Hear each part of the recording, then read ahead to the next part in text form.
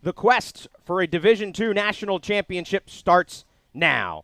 Here at Andre Reed Stadium on the campus of Kutztown University, as we are live here for NCAA Division II Football Championship first round action. I'm Tyler Trumbauer alongside my broadcast partner, Mike Iannacci, as we have two conference champions here today ready to start their title chase as the third ranked and top seed in Super Region 1, Kutztown University, undefeated this season, welcomes the Falcons of Bentley University out of the NE10 conference here to Berks County, as we are moments away from kickoff for the first ever matchup between these two programs. It is the Golden Bears, who have been here before, and the upstart Falcons off a 7-game win streak, getting the last seed with the automatic berth. Take a look at their season stats, Mike, as we bring you in here. What stands out when you look at these two programs? Well, the rushing yards, Bentley wants to run the football, but they've only averaged 111.3 per game, and Kutztown defensively have only allowed 78.1 yards on the ground throughout the season, and the story really has been the Kutztown defense, and I think that's a key again today, is we'll put it on the Kutztown defense to have another terrific performance. It was a big second half for that KU defense that beat IUP a week ago in the conference championship, so the Golden Bears won their third consecutive conference crown to get here today. Should be a seasonably cool Saturday afternoon in Berks County. Game time temperature right around 50 degrees. Cloudy. Wind could be a factor as well. These two teams don't kick field goals that often, but if they do, that could come into play. About 8-mile-an-hour winds, gusts up to about double that, and the real feel right around 41 degrees. So we will see this Kutztown offense on the field to start as the KU receiving crew is out onto the field, and we'll see Bentley, the one to kick this off here today, as these two teams might get ready to go. Your key for KU to emerge out of this one here today, Mike? Well, I think just stay with the script. Play really good, efficient offense and play suffocating defense. Coach Clemens always talks, let's play the KU way. That's avoid penalties, avoid turnovers, take care of the ball. Bentley very good at creating turnovers. They'll punch the ball out. They'll create some things. So that's the key, one of the keys for the Golden Bears. And for Bentley here today, like to run the football and trying to pull an upset off. Yeah, they've been hot. 7 games in a row after an 0-3 start. One of those games, the Division I Bryant, they also lost the opener to Westchester. Here we go, Tyler. Ben Mitchell to kick off. The freshman out of Boulder, Colorado, is set to go as we are underway. First round, Super Region 1. The kick will be returned here by the Golden Bears around the 5. Up across the 20, and then brought down there. Ball's out. Ball's on the ground. We'll look for an official ruling, and the Falcons recover. A huge play on the opening kick. KU, Rich Pacheski. Ball popped out, and Bentley is there to recover, Mike. A huge momentum shift right here at the start. Yeah, a little confusion here at the beginning. Pacheski takes it, and then the helmet just hits the ball and pops it out. There it is right there, and a big break for the Falcons here.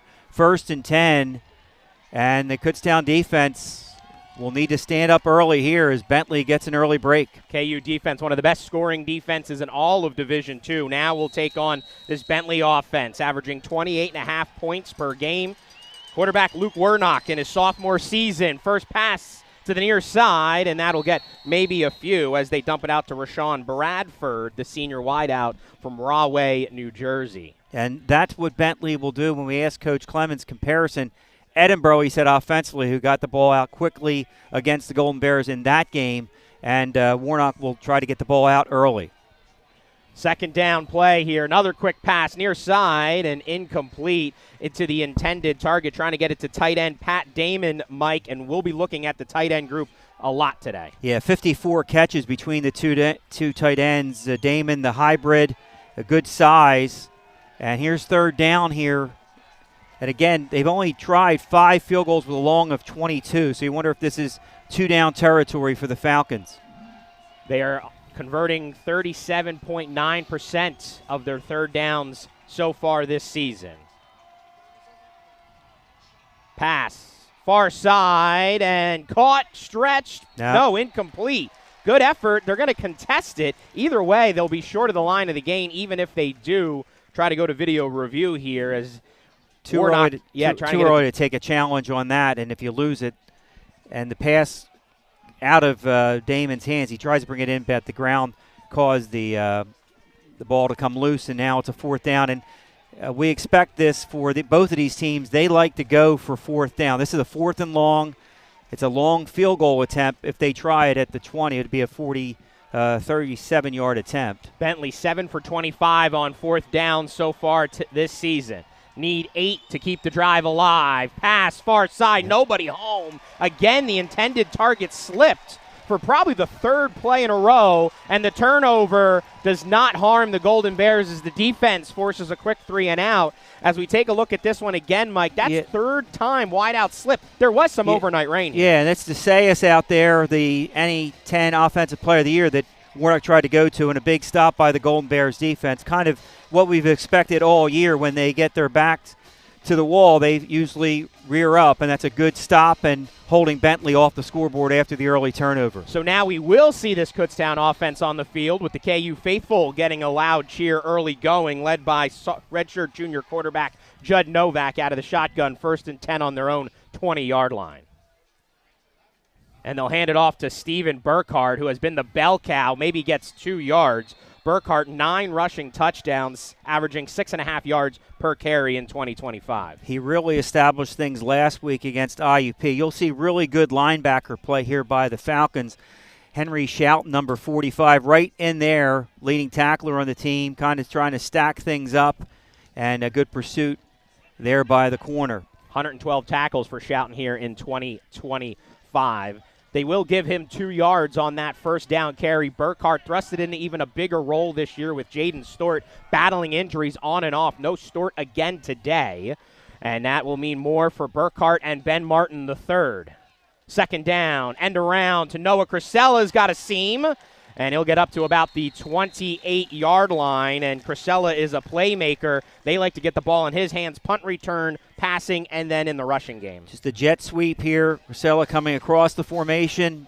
Judd decides to hand it to him, and he gets the corner, but Bentley closes it right before 1st down yardage. So 3rd and manageable. So just 1 yard to go here for this KU offense, who is converting 3rd downs a little over 53% of the time, and with a big offensive line in front, likely going to keep this one on the ground. Shotgun, Crisell in motion again. This time it'll be a pass to him. Open space. He's got a 1st down and then some. Carrying the pile, Noah Crisella, before he's finally brought down by Zamore there, the linebacker, and it is a KU 1st down. A lot of good action here on this play as he gets Crisella out to that flat. It's almost like an extended running play. We saw it last week a lot with IUP, and a good pickup there after the reception by Crisella, who's one of the top receivers on the team. That's his 35th catch of the year. 2 touchdowns for the redshirt sophomore wideout as well. So a fresh set of downs here for the host Golden Bears. 4 wide receivers for them. They have quite the group in the wideout room, from Preston, Zabo, Amorim, and Pacheski, names you may hear today. Novak, pass, and that one is Rich Pacheski for a big pass and catch, and a little redemption for him after the fumble on the opening kick. A lot of room here for Pacheski to find him, and Judd just whistles this ball right down the seam there to Pacheski, coming across the middle for a big 1st down for the Golden Bears as they have things moving. Judd steps into it, and Pacheski right across the middle there. Big hit by David Brown Jr. This Bentley defense averaging about 21 points per game giving up here in 2025. Little pre-snap motion. The Bentley sideline maybe looking for a penalty. Play clock down to 0. Just get it off in time. Burkhardt with the ball. And he will get maybe back to the line of scrimmage there as things looked a little discombobulated pre-snap, Mike. Yeah. Barlow with the tackle, 56. That's his 56th tackle of the year, Alex Barlow, as Bentley did a good job stringing that out. Again, strong linebacker play by Shouten and Barlow. And I mentioned the play clock down to single digits. Offensive coordinator Marcel Korteman likes to do that whenever they get a good drive going. It's eat the clock, run that down, and really move forward here as we see Ben Martin into the backfield to the left of Judd Novak. Martin, the graduate year running back out of Delaware, and he'll get the ball right away and get stood up as there was a bull rush right up that A-gap and bullied them backwards. Looks like that might have been Quincy Pickett who just blew it up right up the middle. 6'1", 290 junior. And we'll look at that one again, and he is Pickett right there, the junior out of Brockton, Massachusetts, really blowing up that play and now forcing the Golden Bears behind the sticks. 3rd and 12 here, right around midfield. Now the quarterback option run has produced some big plays through the year against Bentley. Let's see if Judd takes off here on 3rd and long. Play clock into single digits once again. 4 wideouts here for the Golden Bears. Pressure coming from the Falcons. Good pocket for now.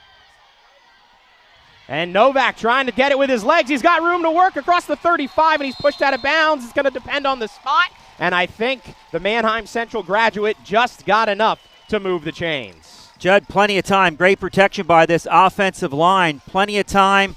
He wants to throw the ball down the field. Now he escapes, and he outruns the great running back for Bentley, Shelton, for first down yardage.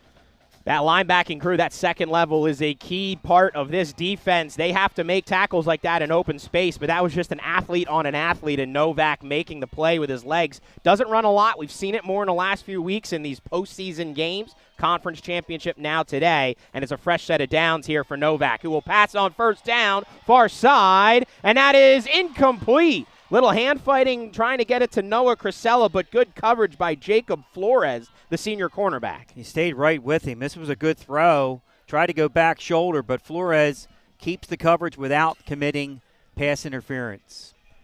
So good play there trying to go to the air after a couple of runs, and you saw they tried to pass on 3rd down before, but were forced to use a quarterback rush there here in a fast-moving first quarter now, as KU down to the 33-yard line of Bentley. Luke Maxwell makes his first appearance of the afternoon.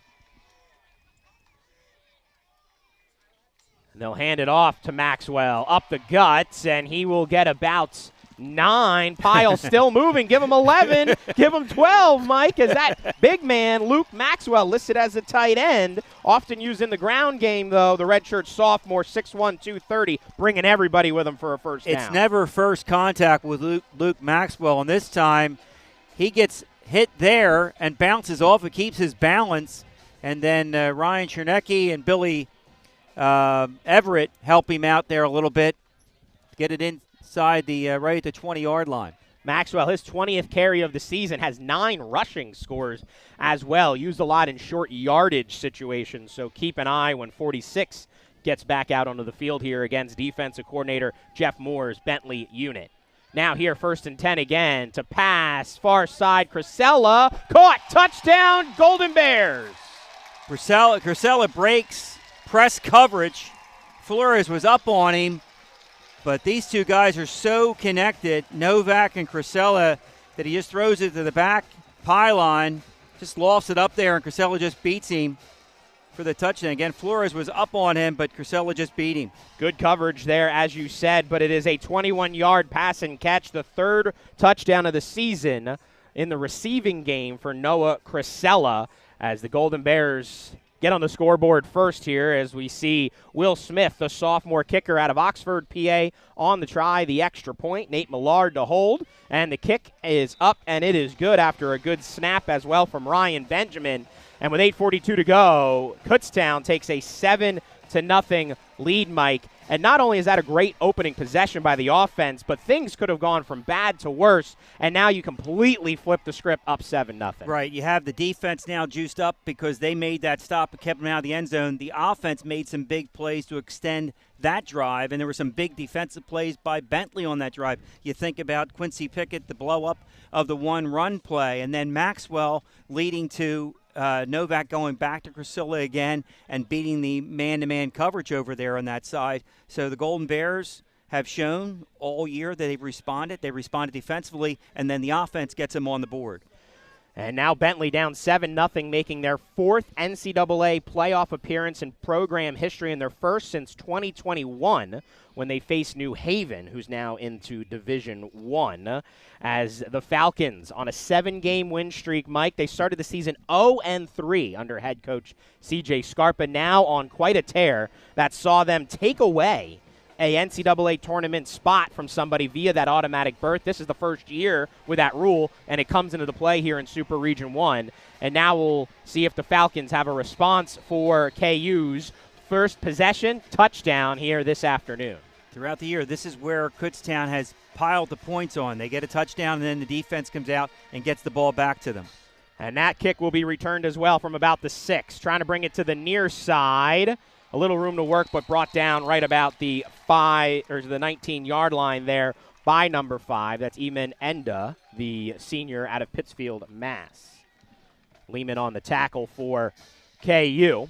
So 1st and 10 on their own 19-yard line for the Falcons offensively. Adam Griggs, their OC here. And we mentioned Luke Warnock, the sophomore out of Boca Raton, Florida. 59% completion percentage, 18 passing touchdown, 4 rushing scores for the sophomore, has really grown up here this season. And they'll hand it off on the first down play and get a couple of yards there as they give it to Telly Edward, the junior running back, averaging a little over 4 per carry here in 2025. And that's a good start there. They get the big tackles out in front of Telly, and he gets good first down yardage there.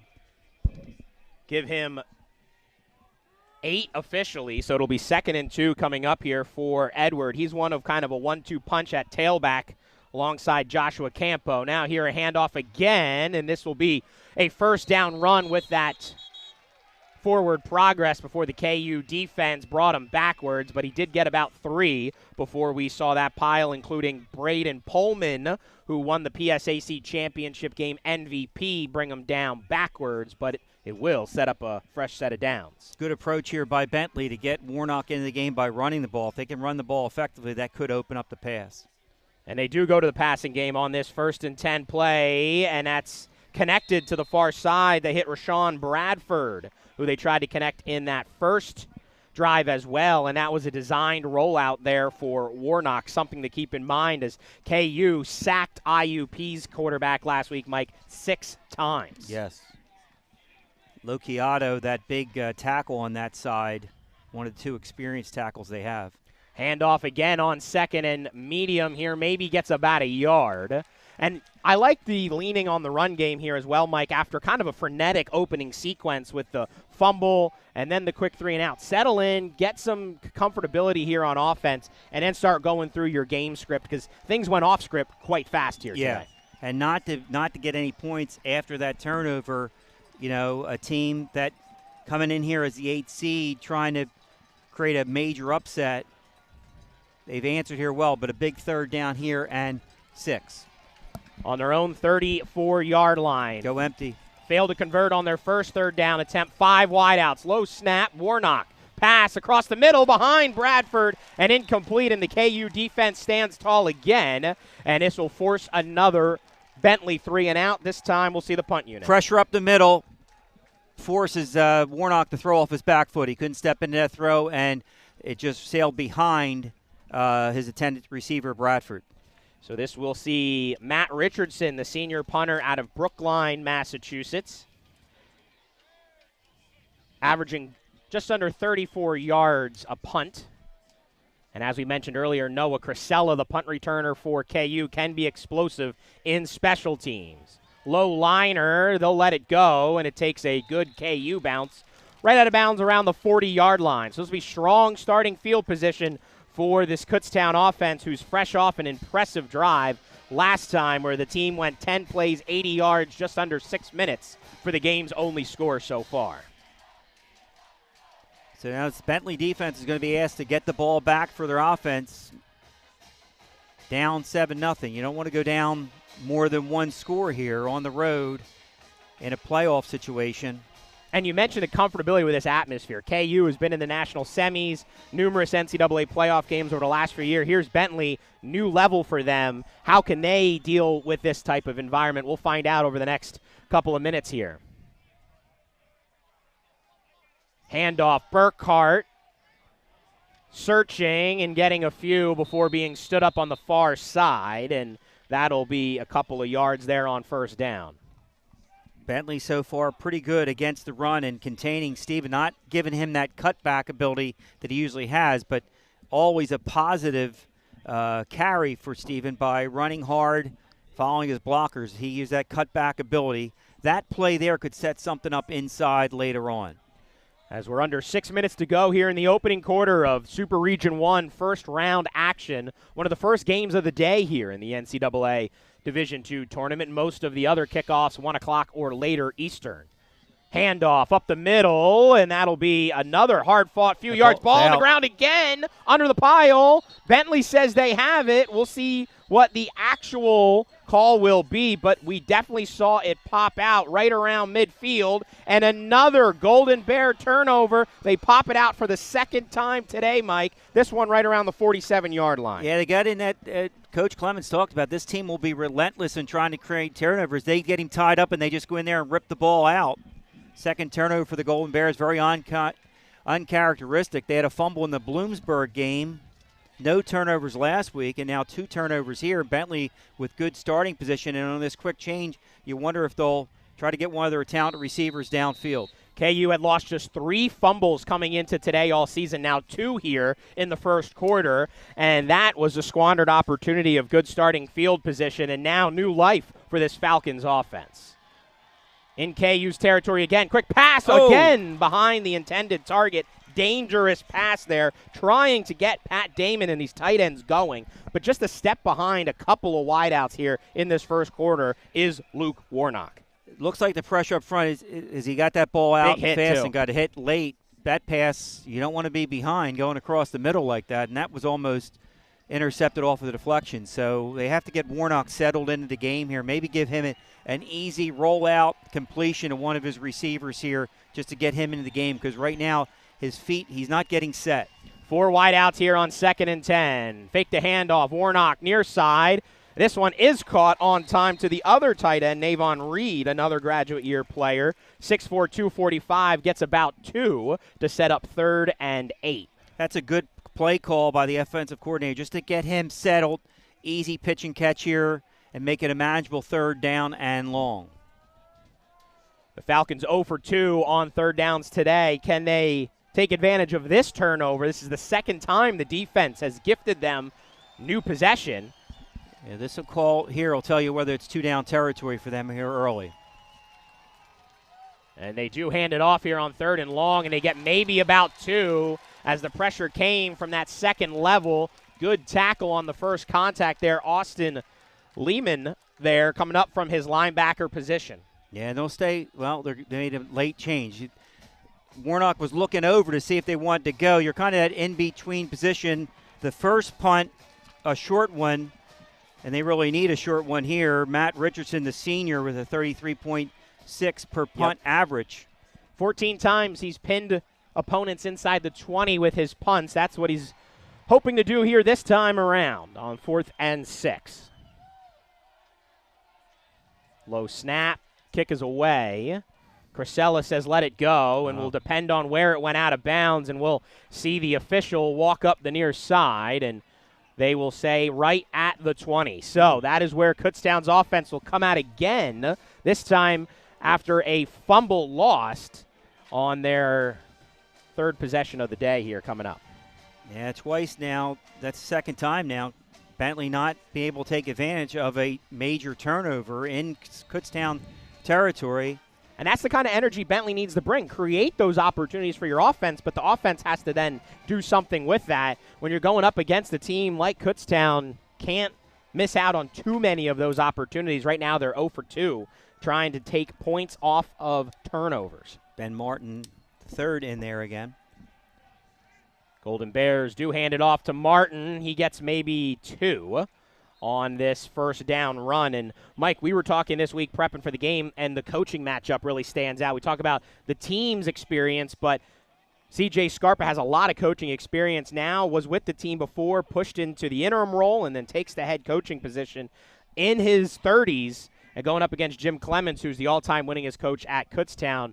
Intrigued to see Scarpa bring this team 7 consecutive wins, though. Yeah, he's just said the team stayed, a lot of team leadership, player leadership, and also coaches, that they just reset themselves after that 0-3 start. Very impressive. 2nd and 8. Novak near side, and that pass is caught, sheds a would-be tackler, and then brought down after a few yards after that. And that was a good pass and catch, getting it out to Tyron Henson. Yeah. The Central Connecticut State transfer, and then shedding that cornerback. Yeah, and good coverage there by Alex Barlow, because Henson had some room if he would have broke that tackle, broke the first one on the catch. So it's a big first down conversion by the Golden Bears. Up to the 31-yard line now. The Golden Bears have controlled the majority of this first quarter clock, but just up 7-0. Quick pass far side, caught. And then a couple of yards after that, that's Jamian Bryant, the redshirt junior, another transfer out of nearby Shippensburg. And here's what just Kutztown does to you. Now they just throw it out to the other side, and now they're just getting the blocks out there. And Tyler, the one thing about the Kutztown wide receivers over the years is they've just been able to not only catch the ball, but they're expected to block and helping each other out, and that down the road could lead to a big play.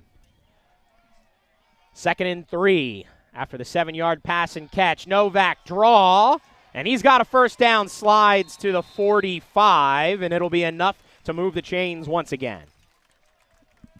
Looks like Adam Conklin may be injured. And we do have an injured Golden Bear down on the field at around the 35-yard line as the Kutztown medical team will tend to him. That will bring a timeout here with 1:57 to go here, Mike. And we take a look at, this matchup overall. KU top offense and defense, they've made some runs, but how do they handle having a target on the back this year? Undefeated, 3-time defending conference champion, top seed in the region, number 3 in the national rankings here coming into this week. That's a lot of pressure and eyeballs right here on Berks County. Well, they just prepared that because they had that 1-0 mentality. Jim Clemens has always said that it's 1-0 and then you move on.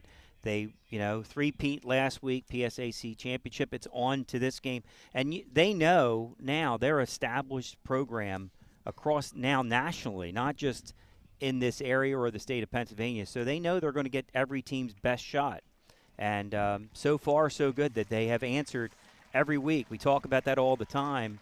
An uncharacteristic start here with the 2 turnovers, but the defense both times turning Bentley away and getting the ball back to their offense, which has been, with 2 minutes to go in the first quarter, has been dominated by the Golden Bears, time of possession. Only 7 points on the board, but back-to-back big plays to Hinson and now to Bryant. And the injured Golden Bear able to walk off the field under his own power. Adam Conklin, an all-PSAC East second-team member. KU put a program record 18 guys on that roster here in this season. So 1st and 10 after the QB draw. Clock under 2 minutes to go in the opening quarter. Novak looks to pass deep down the field, has Bryant open, and he's caught it at the 10. A huge pass and catch here to Jamian Bryant. And a great adjustment on the ball here by Jamian Bryant to really sell out for this catch.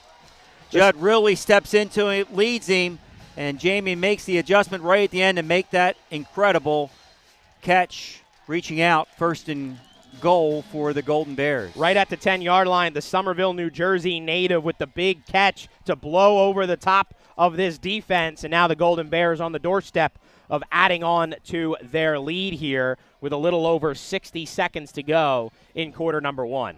Patrick Fulgenetti in at guard for Conklin. And well done by him. That was a good pocket on the first play coming off the bench there. Handoff, near side, and maybe gets a yard or 2. Big hit. Yeah, Bentley brings it. That's shouting again from that linebacker position, number 45. He calls the defensive signals. This team hits.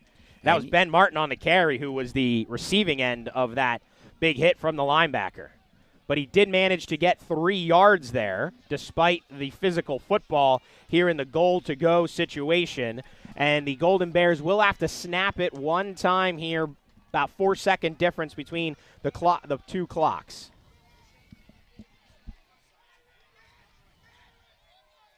Novak, design run near side. No, pass! Oh. Bryant, and he lofted it over to him. Good design, maybe kind of a option play there, but sniffed out well by Bentley and played nicely, kind of going to the short side of the field. Yeah, it looked like Judd was in the middle here as he saw Martin break open, and just didn't get the ball sailed on him. He would went back 3rd and goal. This is a big play for Bentley going into the end of the first quarter.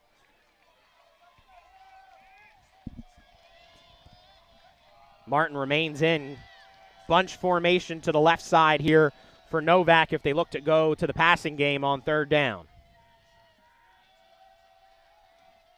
Secondary signals from the sideline, and Coach Clements wants to call timeout, talk things over here with his team. And, he doesn't love burning the timeouts, Mike, but like you said, both sides know how pivotal this play is here at this point of the game. Right. It's 3rd and goal, so, again, the two teams have only attempted combined 8 field goals all year. Yep. But they're in field goal range. Right now would be a 24 or 25-yard attempt. Will Smith would be the one to kick it for KU. These two teams, one out of the NE10, one out of the PSAC coming into the Super Region 1, Mike. But there are some commonalities between them. Bentley, in that 0-3 start, faced Westchester, who was a much different Golden Rams team than they were later in the season after some injuries. Lost to the Golden Rams, who are in the PSAC. And then Assumption. KU has played Assumption in their season opener for the last several years, and Bentley beat Assumption 20-17 to win the NE10 title. So there's some common opponents. And also a long association. Before that, Kutztown would open up with St. Anselm's out of the Northeast 10. And there's a lot of crossover in terms of scouting because of the common opponents. So both of these teams have seen each other a lot on film. Although it is the first official meeting between these two teams. Out of the timeout to the air, Novak, pass, Crisella.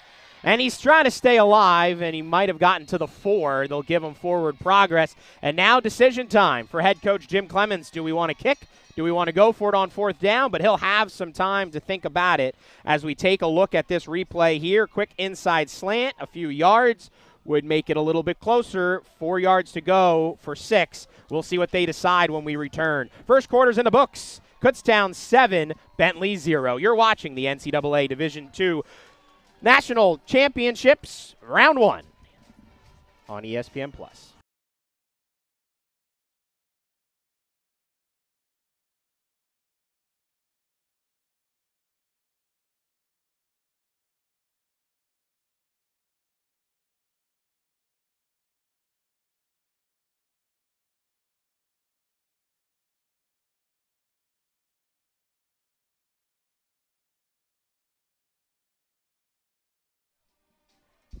Back here at Andre Reed Stadium, take a look at this big touchdown from before, Mike. Yeah, Crisella just beats Flores, who had a good defensive play before, and Judd Novak just losses there to the back pylon for the only score of the game up until this point. Not much you can do there if you're Bentley defensively, and we have our answer from head coach Jim Clements. They opt to kick. At least that's what they'll line up for here, as they will bring out the field goal unit.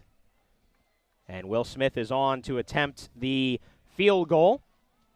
21-yard field goal is up, and it is good. So KU does salvage points on this drive as it goes for 73 yards. And about 9 plays, including that kick there, gets them to a 10-0 lead here in the early part of the second quarter. So for KU, Mike, it was an interesting first quarter. We saw the opening kick fumbled. We saw a runish that was fumbled around midfield after starting that drive at the 40, and you're still somehow up 10-0. Yeah, that's a sign of a championship team to handle adversity and keep Bentley out of the scoreboard twice with 2 turnovers, uncharacteristic turnovers by the Golden Bears. But the thing we've seen so far in this first quarter that we know is Bentley tackles the football. And secondly, you better secure the football when you get in that pile because they're going to be ripping and trying to punch it out. So that is what we've learned after the first quarter here. We'll have to see what kind of adjustments are made here going into the second quarter. Scarpa, who was a graduate for the Falcons, played there. They were 8-2 a year ago. Scarpa, a former Bentley quarterback himself, was the offensive coordinator the last 2 seasons. And now they're bringing in a lot of experience in his coaching career at all levels, including the NFL. Now here they return this kick right around the 6-yard line. Across the 20 to the 30. And running into his own man.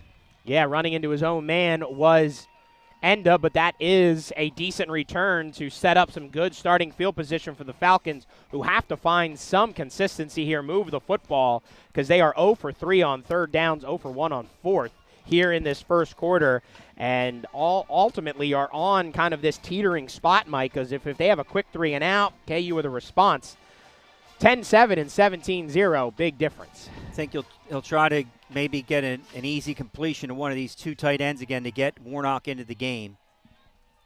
And they will fake the handoff screen.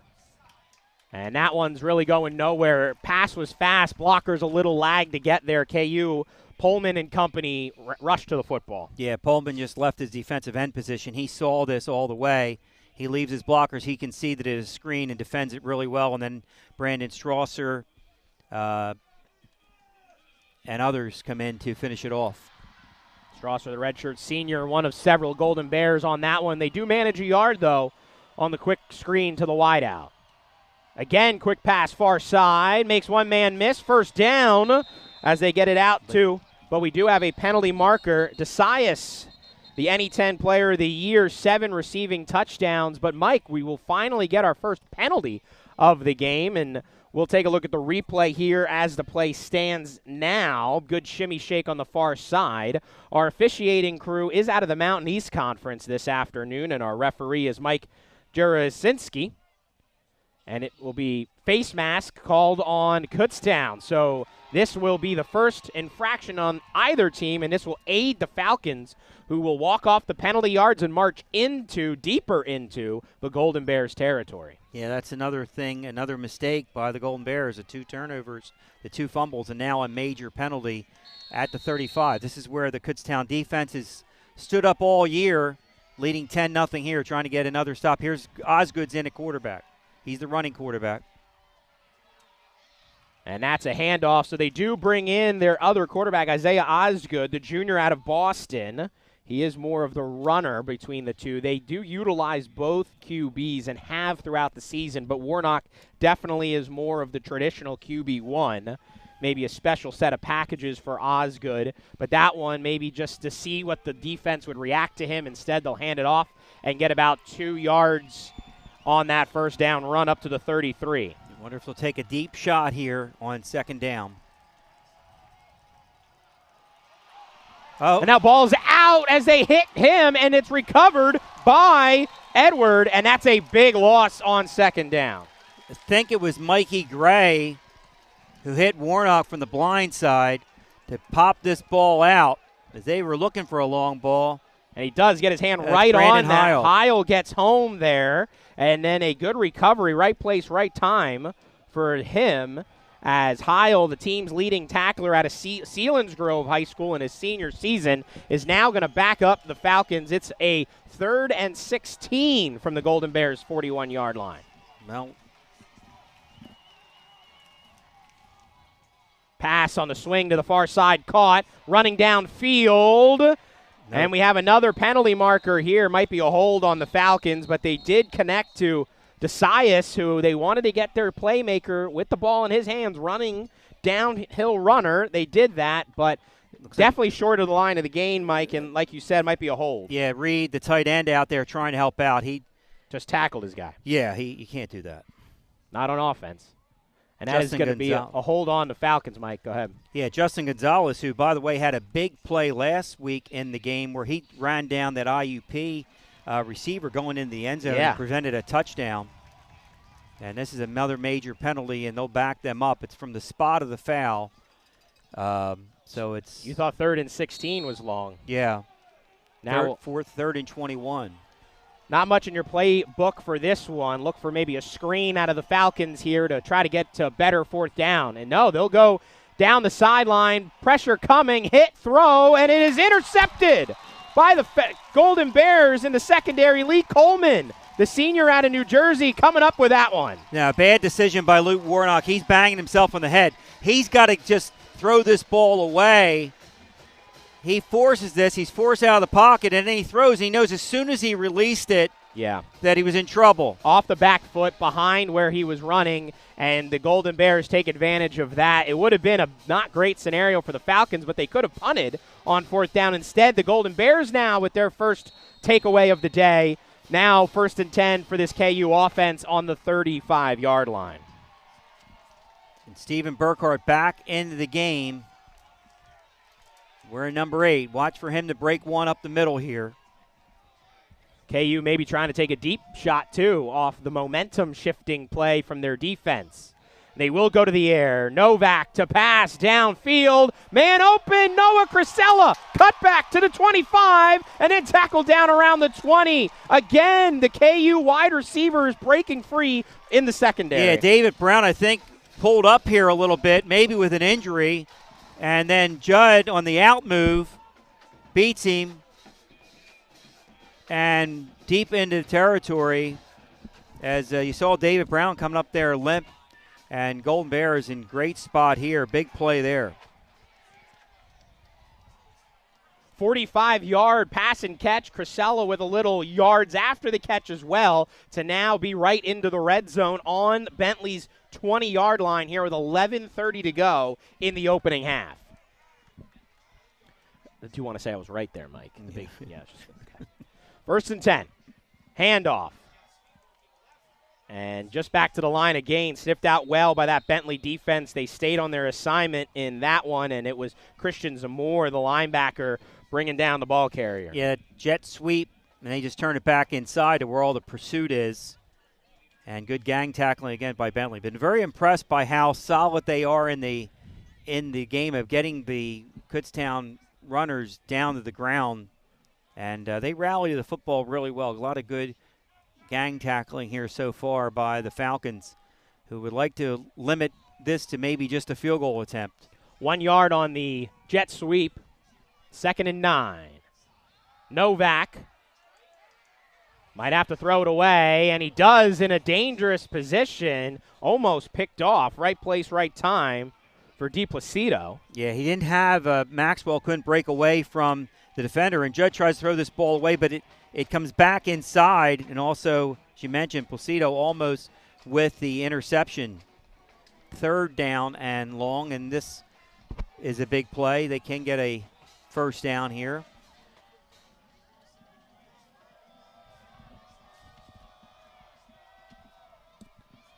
Secondary signals from the sideline here. A lot of room on the corners, giving them the receivers a lot of room.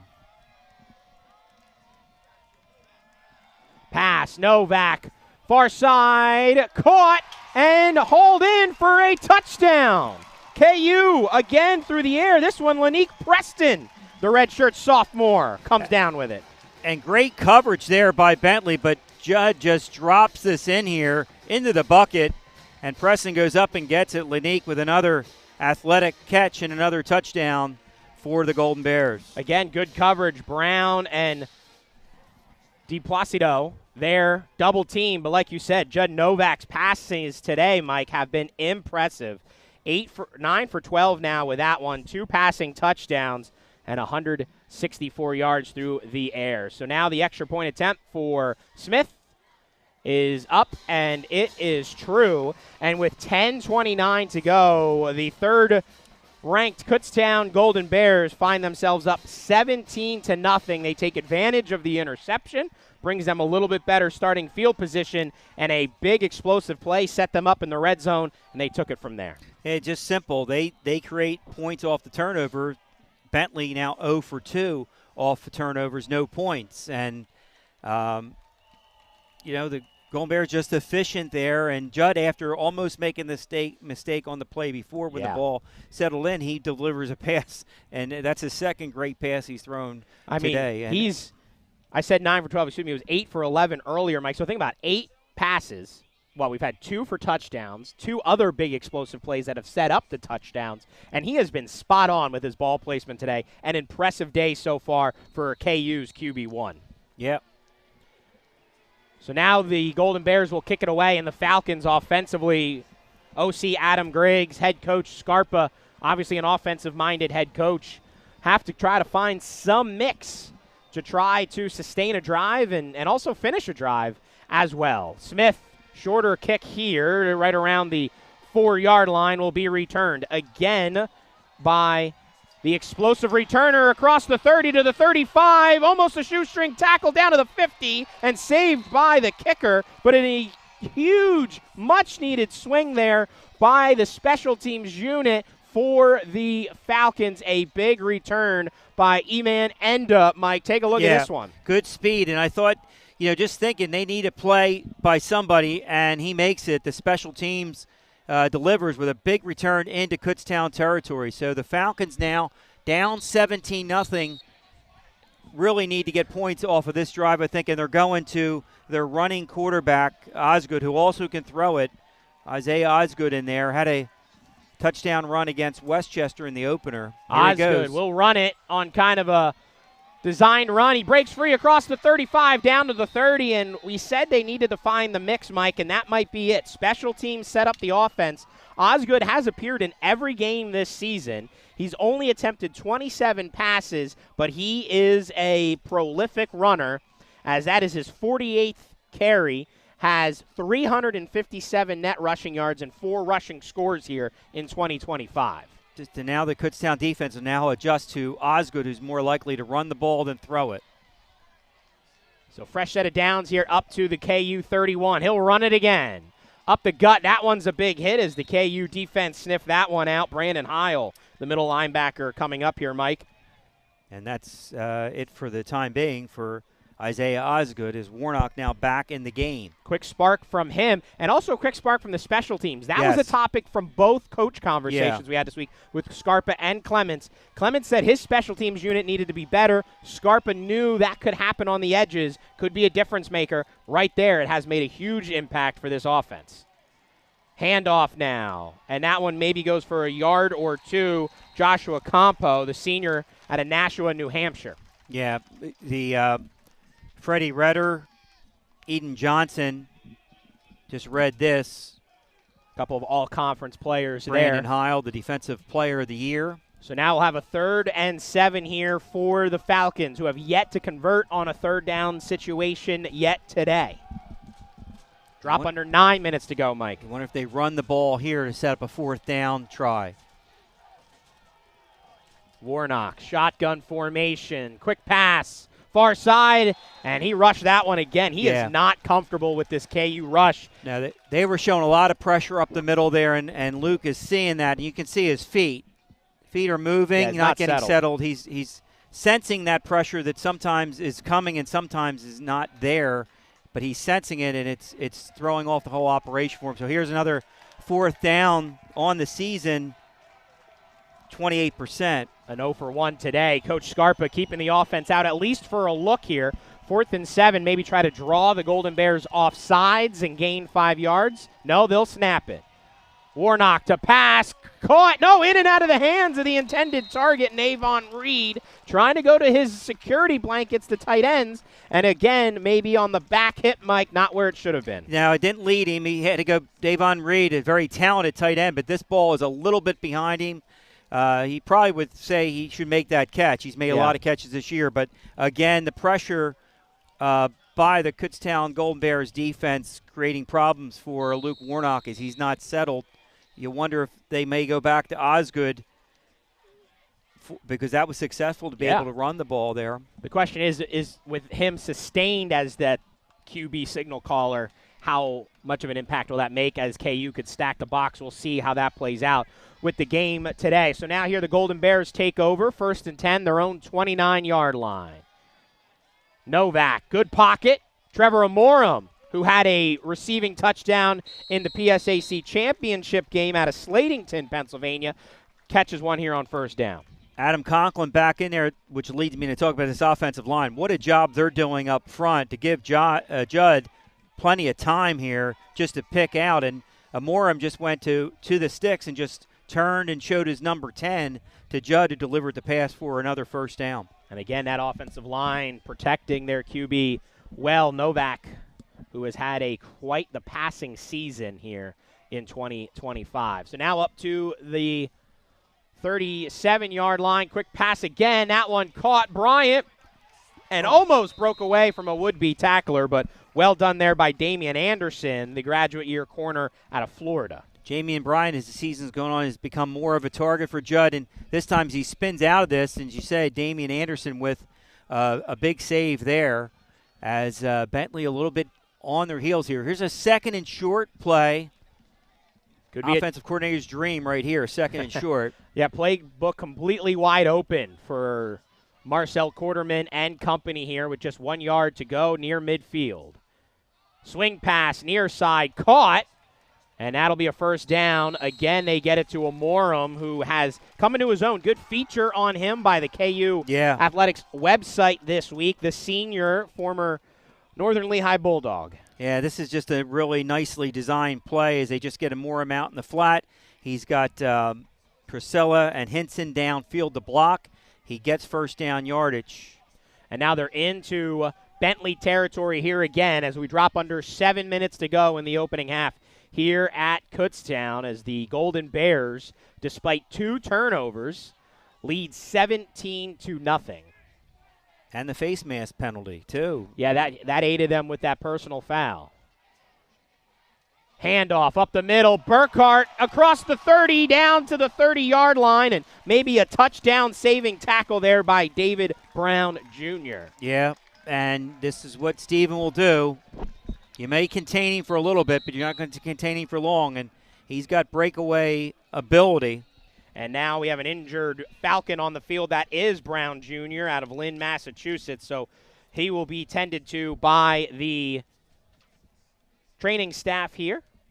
And, Mike, you got to, hopefully these players are okay. We've seen a couple of injuries, and the players have been able to return. But you don't have as many players as you normally have here in the NCAA playoffs. The NCAA limits rosters to 58 players here in the tournament, and we talked to both coaches about that and how that impacts their decision-making and depth chart coming into this tournament. Yeah, it definitely, if you want to get other players in, you don't have that opportunity with the 58, and I guess you have to make some tough decisions, too, because you want to put the 58 dressed that are going to help you be successful. So it's tough for some of the more veteran players who may not be able to dress today for this game. But it's something the coaches work out, and thankfully Kutztown's had a lot of experience in it for the last 15 years or so as they've made their many appearances in the NCAA playoffs. Stephen Burkhart with 5 carries, 27 yards total today. Judd Novak, 11 for 14 passing, just under 200 yards through the air and 2 passing touchdowns. And it has certainly been that passing game. We've seen games for the Golden Bears this season, Mike. Passing game virtually non-factor. Yeah. Over 200 yards on the ground. Today, a different game script. They have found areas to attack this Bentley secondary. Corners now up on the receivers for Kutztown. Not much, no cushion now. 1st and 10 on Bentley's 29. Fake the handoff. Pass. Maxwell. And there was really nowhere to go with that one. Almost kind of a throwaway as the Falcons smelled that one from the start. Good decision by Judd on the rollout here. Maxwell could not get away from the defender who traveled with him, and Judd throws this away. It would just be a short gain anyway, so stops the clock. 6:17 to go first half. And Bentley will get the ball to start the second half, so keep that in mind as we enter this middle 8 of the game, something we talk about often, as the Golden Bears did receive the kickoff to start the game, but fumbled it. Back to Bentley. Pass. Caught. Oh. No, in and out of the hands of Rich Pacheski. Redshirt sophomore out of Archbishop Bryan High School. Extended, but unable to haul it in, and that was quite the fast pass from Novak. Good route by Pacheski. Pass a little bit high and behind him. And he did find a soft spot in that zone. Tyler Lane, the safety, was behind him coming in off the sideline with Brown Jr. after that injury. See if they go back into that middle part of the field again with the senior Lane into that position. Yeah, this is a lot of room in that defensive secondary right now. As you can see, they're playing well off the receivers. And Bentley calls timeout to talk this one over a little bit more. And Mike, right now this KU offense on the doorstep of maybe the red area, as they like to call it here, with 6:13 to go. Something we talked about that we wanted to hit on today is that sophomore quarterback Warnock coming up against, they've on a 7-game win streak, but now you're going up against one of the top 5 offenses, from their defensive side, and Warnock in particular going up against a top 5 defense all year that has only allowed 1 score in the first quarter. That was last week. I mean, they fly to the football to this KU defense. And how would he be able to respond? And right now, he has had some trouble against this KU defense. Yeah, and right off, he had the opportunity it's not all on him, but nope. He had that opportunity right out on the fumble as they create the fumble on the opening kickoff. Good field position. And again, this KU defense, more than what Luke has experienced, should take a lot of the credit because they've shut them down time and time again today off of turnovers. So out of the timeout, both teams have burned 1 so far here in the opening half. 3rd down and 10. Novak, design run, has some green space, and he slides on a little bit of a late hit. Yeah. No penalty marker flies, though. The KU crowd would like to see one, but they do not. We'll take a look at it again. Maybe a late slide here. And I do think he kind of let up a little bit as well, did Lane. Yeah, Give him some credit there. Yeah. So it was a late slide. It'll be 4th down now. And 4 to go, and kind of in this gray area of maybe a field goal, maybe not. If they tried to kick it from here, from the 23-yard line, you'd be looking at a 40-yarder. That would be their longest of the season. Instead, the offense is out on the field, at least for now. Yes. See what they decide to do. Maybe at 5:24 if you want to snap it. Novak, they do on 4th down. And he throws back to Rich Pacheski, sheds one would-be tackler, and he's going to be about 1.5 yards shy. And I think if we got to look at this replay here, Mike, it's a turnover on downs. Big stop by the Falcons. I think he had Henson running his way open in the middle of the field here. Yeah, and he had Barlow there on coverage there and came back to Pajeski in the middle. But that's a harder pass coming back like that. I would have tried Henson. But he just didn't see. Maybe he just didn't see him. So that's a big stop by the Falcons with 5:16 to go in the first half. So KU's lead remains 17-0. A good drive there by the Golden Bears, but unable to produce any points off of it. Good stop by the Falcons. What can they do offensively? Saw a spark on their last possession. What do they do here? Little shovel pass back and going really nowhere as they try to get it to Rashawn Bradford, who they do, but Bradford's like, hey, there's nowhere to go. And good job there by Austin Lehman on the pursuit. And watch at the end of this play how he pulls up and does not drive him out of bounds as he has him tied up and then he lets him go. So 2nd and long as they tried something there, but the snap was a little bit off, which slowed down the timing too as the snap came out a little bit to the right. They do lose 3 on that first down play. Now to the air, and that pass incomplete, trying to get it over to the tailback out of the backfield on that one, and nothing doing there as they try to hit Edward. Now, the thing about that is that stops the clock with 4:45 to go, and now a 3rd and long. If you're Bentley, you'd like to keep this ball as long as you can and keep it away from Kutztown so that they can't add another score here. Late substitutions for the Bears defensively.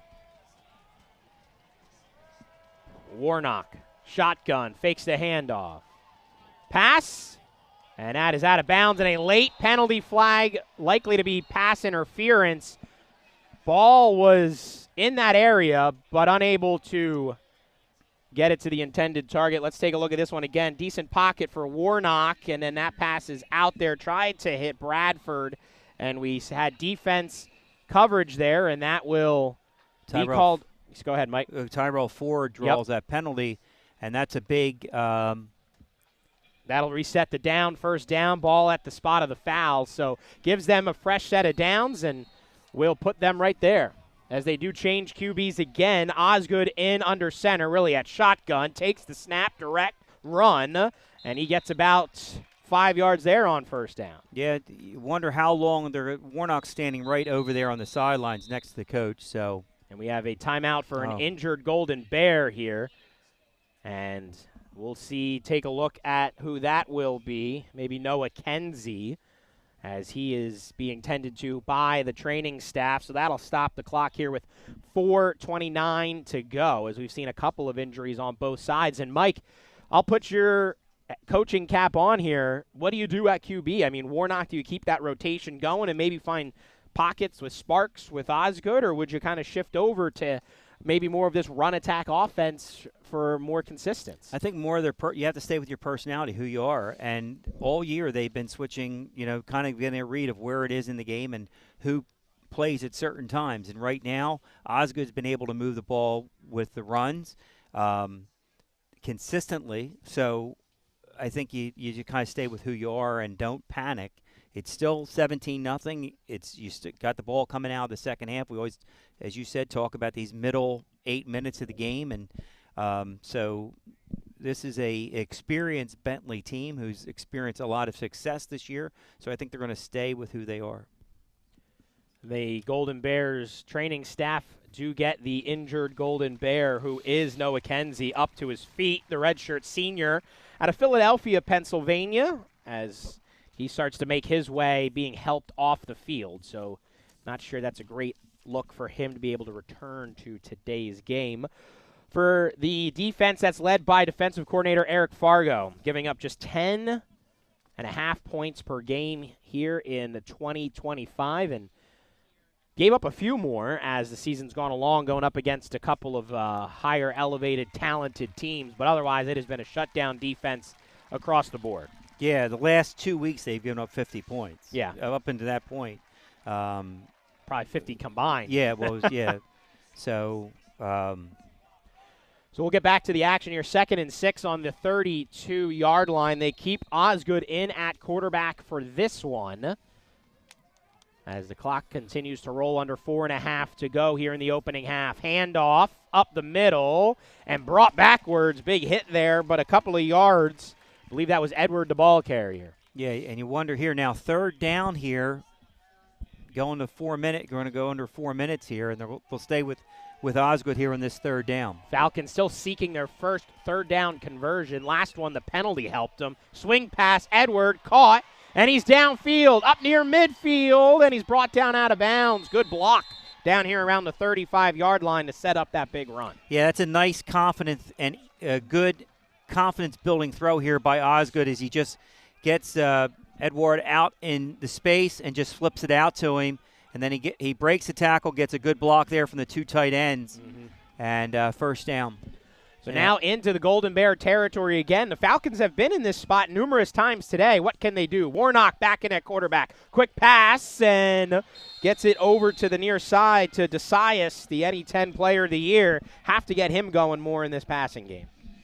And that's another good confidence-building reception, completion by Warnock. They try to go hurry up here a little bit to maybe gain some momentum. Warnock running, open space, and he slides down inside the 30-yard line, and he comes up looking for a penalty. And if you weren't going to get one on the last slide for Novak, I doubt this Mountain East Conference crew is going to throw one there. Now that was in between too.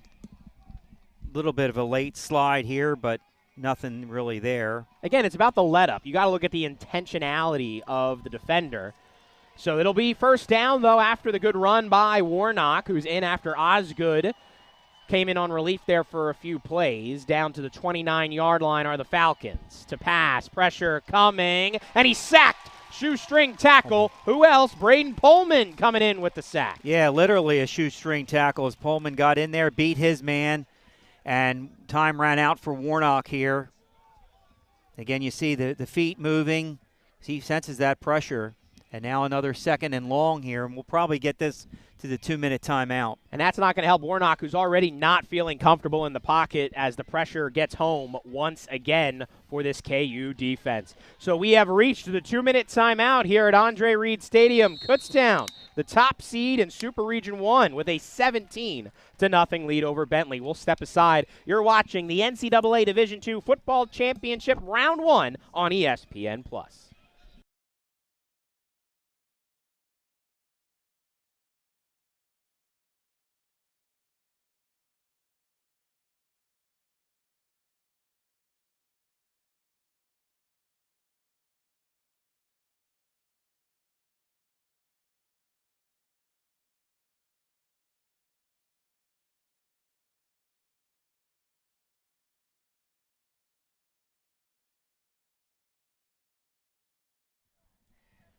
2 touchdowns today for the Golden Bears. Here is the last one. Yeah, this is Link Preston, just a very athletic play. Great coverage over there by Bentley. What more can you do? Into double coverage, but Judd just puts it up there where his guy's going to catch it and make a play on it.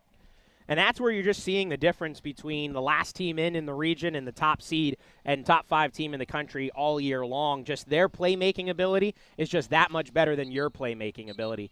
And the Falcons come back out here out of this timeout, and they'll put Isaiah Osgood back at quarterback here. They got 2 timeouts through the Falcons, 2 minutes to go here in the opening half. This could be a design run right here for Osgood. 2nd and 16 after the sack, and he is going to run nowhere, though. It is brought down again by this KU defense coming in strong there. That's Freddie Redder, the redshirt junior. Freddie Redder with the takedown of Osgood as he read it all the way. Nobody even blocked him. He went unblocked. Yeah, it looks like they tried to have some type of stunt, went the other way, and no one picked up Redder. The Quakertown native came in and really blew up that play for a 5-yard loss. Now 3rd and 21 for Bentley, who we know doesn't like to kick field goals. KU, much of the same.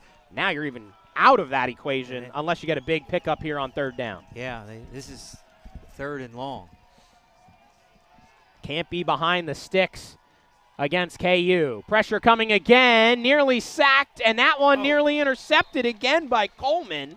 And things could have gone from bad to worse, and Luke Warnock is uncomfortable there in the pocket. Well, facing this rush, why not? I mean, Redder comes in, Pullman blows his man right into him, and then he tries to step it out and throw it, and it goes behind his receiver into the flat, almost, as you mentioned, almost intercepted. So with 1:13 to go, Kutztown will get the ball back. And we'll see the 3rd punt of the day for the Falcons with the ball at the 40-yard line. Try to pin him inside the 20 for the 2nd time this afternoon. A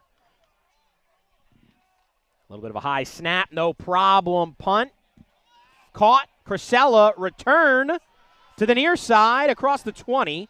And then he'll get swallowed up by the Falcons kick coverage team at the 27-yard line, and that's where this KU offense will come out. Mike, they have 2 timeouts in their back pocket, 62 seconds remaining in the 2nd quarter. And you got a hot quarterback who's making really good decisions here in the first half. So 12 for 17, 191 yards through the air, and we have know that KU has found pockets in this Bentley secondary. They'll try to exploit them here for some chunk plays. Ben Martin, the 3rd. Who is Ben Gibson? I don't know. Okay. Ben Gibson. Well, the way you said it, I thought it was someone I should know. Yeah. Okay. But Martin's in at quarterback, right? Or running back, yep. Right? Okay.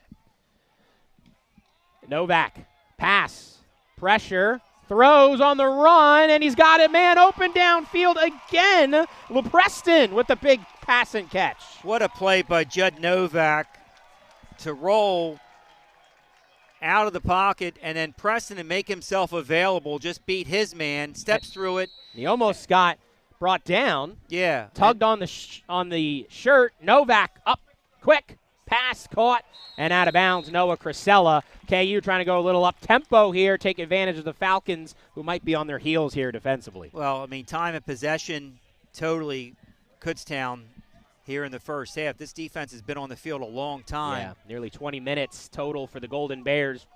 We'll be close to that mark by the end of this possession. And it'll be 4 wideouts again here for KU. Ball at the 30-yard line. Now they'll settle down to get some secondary signals with the clock stopped at 44 seconds. 2nd and 5. Pass caught, Rich Pacheski. Big hit brought down at the 15-yard line, but that's a big play again, moving the chains. Well, the ability for Judd Novak to deliver the ball across the middle and receivers to go across the middle and make the catches really has put him at the next level at quarterback. He just zips the ball down the middle of the field. 30 seconds to go. Running play. Martin. And he's inside the 10-yard line. Ben Martin. And don't forget his name, brings it inside the 10-yard line. That's right. It was Ben Martin, not Ben Gibson. We got a couple of Falcons slow to get up on that one. That was a physical play, kind of a long developing play on the counter here. C.J. Conti, the center, gets out in front of Ben Martin. And again, this offensive line, Hartman, Conklin, we've seen Fulgenetti today, C.J. Conti, Billy Everett, Ryan Chernecki have just been incredible this season. It's, as the IUP coach said last week, it's a Big Ten size offensive line. And we have a timeout on the field here, I believe called by Kutztown. So that'll give the Golden Bears one more here as they want to talk things over. 2nd and 5 coming up, ball right at the 10, they'll say. That's where Martin was brought down. So another scoring opportunity here for the Golden Bears before going into the halftime locker room. And 25 seconds, they added another second onto the clock there to work with if you're Kutztown. Kutztown's outscored their opponents 159-50 coming into today's game in the second quarter. And as a different scenario here is they're not coming out of the locker room with the ball, which they usually like. But I like the defense coming out of the locker room too. 4 wideouts here for the Golden Bears out of the timeout. Novak pass. Burkhardt out of the backfield. Touchdown, Kutztown. Perfectly designed, wide open. Nobody accounted for Burkhardt out of the backfield. He just slips out of here, and Novak says, okay, I'm going to take this. Settle down, read the secondary, and like you said, no one picked him up. 2 guys on that side, but no one close enough to get the speedy Burkhardt, who just jogs in for 6. And with 21 seconds to go here on the clock, the Kutztown Golden Bears looking to extend their lead with tacking on an extra point here. And Smith's extra point is through the uprights. And Mike, the KU Golden Bears are leading 24-0 in the first round of the NCAA playoffs. And here's a game where they fumbled the opening kickoff. Yeah. Then another fumble, then a personal foul, and they're up 24-0. This is a sign of a championship team. Not playing probably to their level where they want to be, maybe early on. But as the game went, the defense was challenged there right off the opening kickoff. You know, you're settled in, you think, okay, we're going to go on offense. Then the fumble again, they come back. They get the personal foul, and then the offense continues to pile on the points. That's been what they've done all year. You go from 7 to 10 to 17, now to 24. And like you said, some uncharacteristic turnovers and decisions there by this KU team. But I think the one thing that is like they always have been is the resiliency from those. Like you said, just kind of things they usually don't do, definitely don't want to do. But what they do want to do is not let that bring them down and overcome them. And the defense forcing the 3 and out, not letting those mistakes hurt them too much has been a key part of this KU team overall. Particularly in this offense, who has the quick strike ability too, as we have seen. So here's the kick. Now, last one went down and set him up nicely, so they go away from the last kick returner, and this one not as much success for them, as that one goes pretty much nowhere. Jackson Pereira, the sophomore out of New Hampshire, with the return there. Complimentary football, Tyler. When the offense needs to step up, they've done it. When the defense needs to step up, they've done it. You know, and that is championship football, is that complimentary football that one unit picks up the other. Could be the special teams. At Westchester, it was the 2 block punts, and that'll do it. Yeah, they just take a knee, and the Falcons have a lot to talk about in that locker room at halftime. As through 2 quarters here in Super Region 1 first round, it is Kutztown 24, Bentley 0. And as Mike, you just illustrated, complimentary football for the Golden Bears. Judd Novak, 16 for 21, 260 yards passing. We still have a whole half of football to play. 3 touchdowns passing as well, 93 rushing yards for KU as well, averaging just under 6 yards per carry. And for Mike, your thoughts quickly here on the Falcons. What do they have to do here to get things going in the second half? Well, they have to establish something on offense. They have to put some kind of drive together and get points coming out of the locker room and just get some kind of consistency. They haven't been able to develop any consistency. Right now, the rush average, they're averaging 1.9 yards per rush. Yeah. And now you're down 24-0, and the run has almost been taken out of the game. A lot to talk about for Coach Scarpa and company. The Clements crew, they have maybe a little less adjustments to make as we head to the half. So we'll step aside, take a little bit of a halftime break, and come back with some first half stats and analysis in a little bit. You're watching the NCAA Division II Football Championships first round on ESPN+.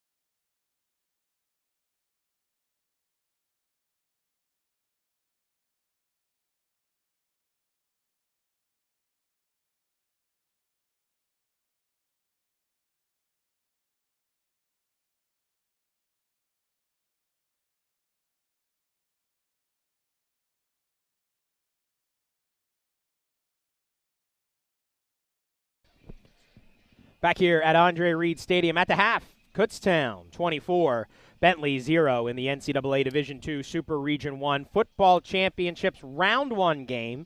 Top-seeded KU overcoming 2 first-half turnovers to enjoy a shutout here at the break. Take a look at some first-half stats here quickly, Mike, between these two teams, and it has been a struggle running the football and converting third downs for these Falcons. Yeah, they're averaging 1.7 yards per rush. I mean, that's affected by the sacks that the Golden Bears have had, and just 16 first downs to 7 for Bentley.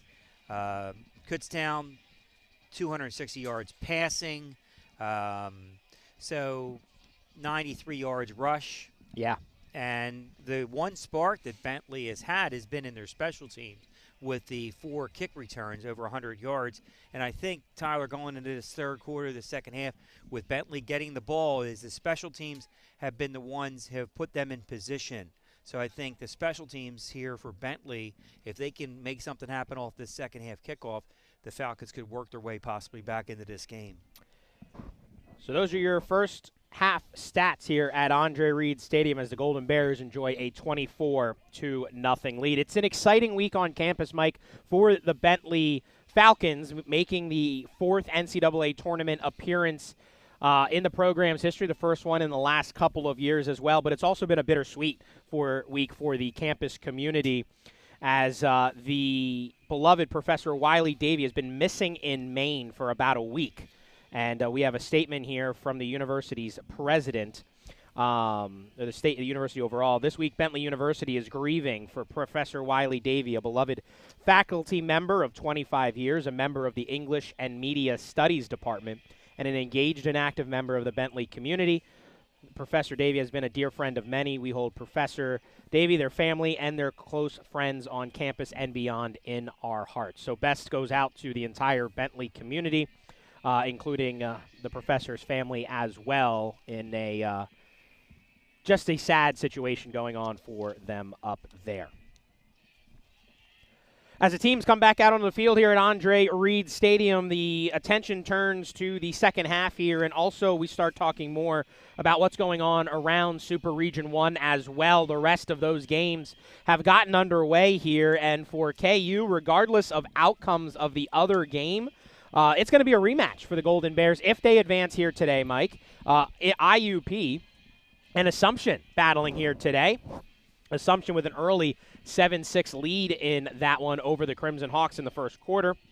We'll keep you apprised as the game goes along there, Mike. But just saw the Crimson Hawks here last week. That was a battle in the conference championship game, and the Golden Bears beat Assumption in the season opener, and that was just one of only 2 losses Assumption suffered this year.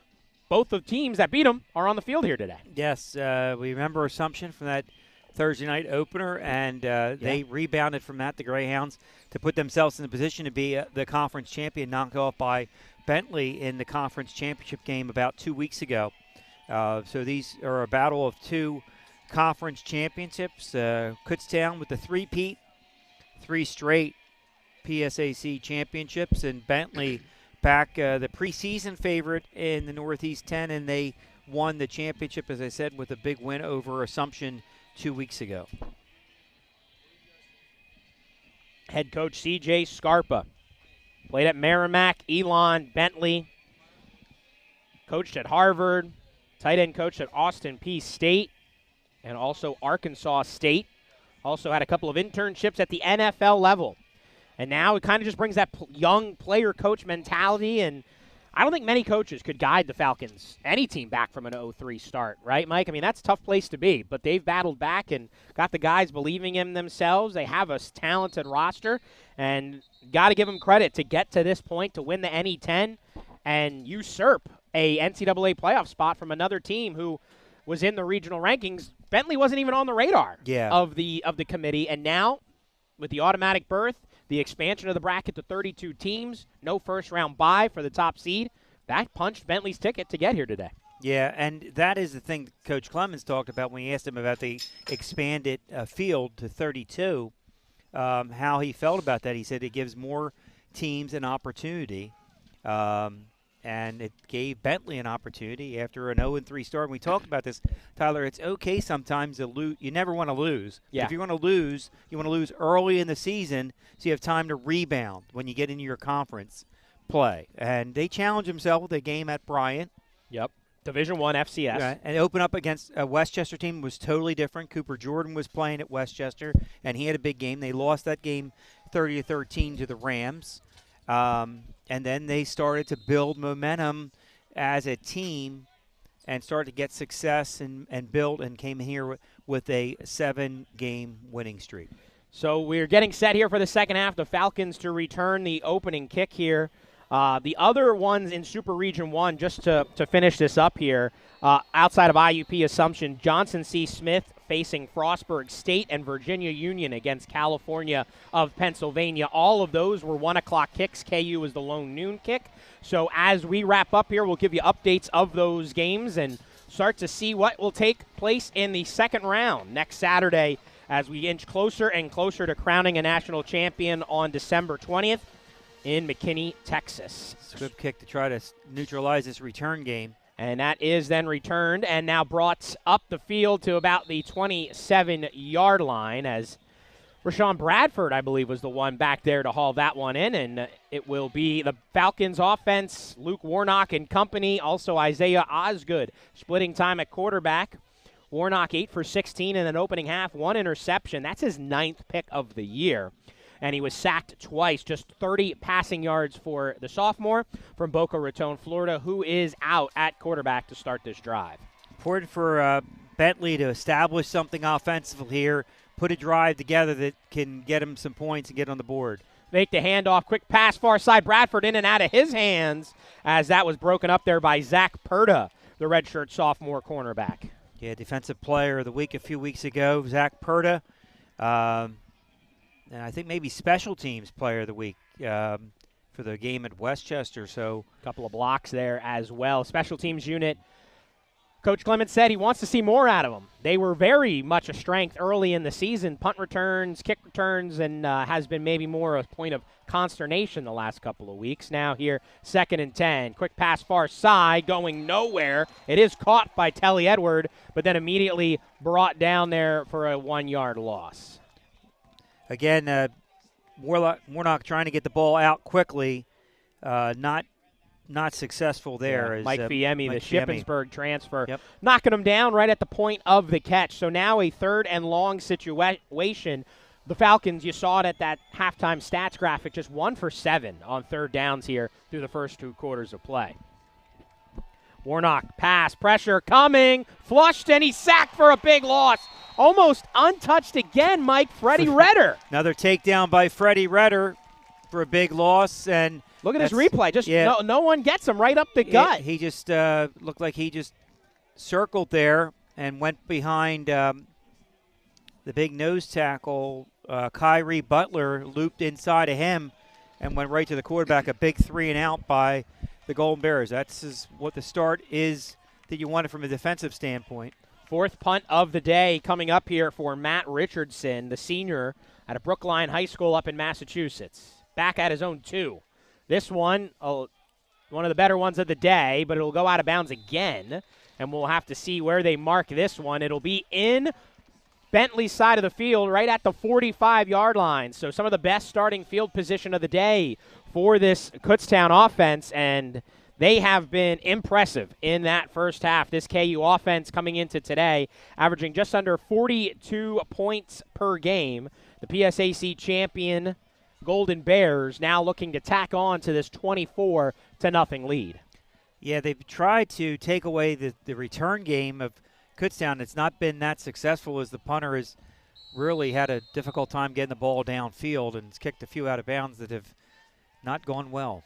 The sun shining for the first time here this afternoon in Kutztown. Burkhart, little misdirection, and now finally gets upfield, lowers his shoulder for about 12, and waited, and a running lane finally opened. Yeah, this is classic Stephen Burkhart. He bounces off his tackle there, and then just finds a seam downfield, and then he finishes the run. And if you're a defensive player, you don't want to run this into Stephen Burkhart at the end of his run because he's going to deliver.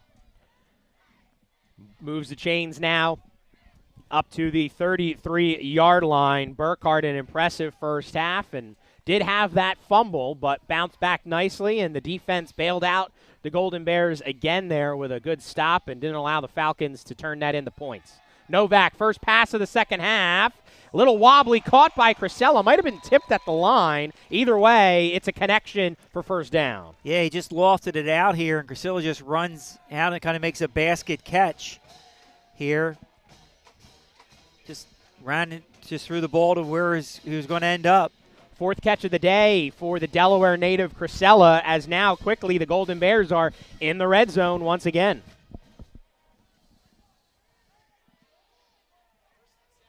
Get the secondary signals from the sideline as they slow things down here a bit on their opening possession of the second half. Play clock into single digits now. Fake the handoff, and they smelled that one out, and Novak will just have to go down for about a 2-yard loss there on first down, a little bit of an RPO option, and the Falcons were there to read it. Henry Shelton, their senior out of Englewood, Florida, their leading tackler. He doesn't get fooled here. And a big tackle to set up a second and long.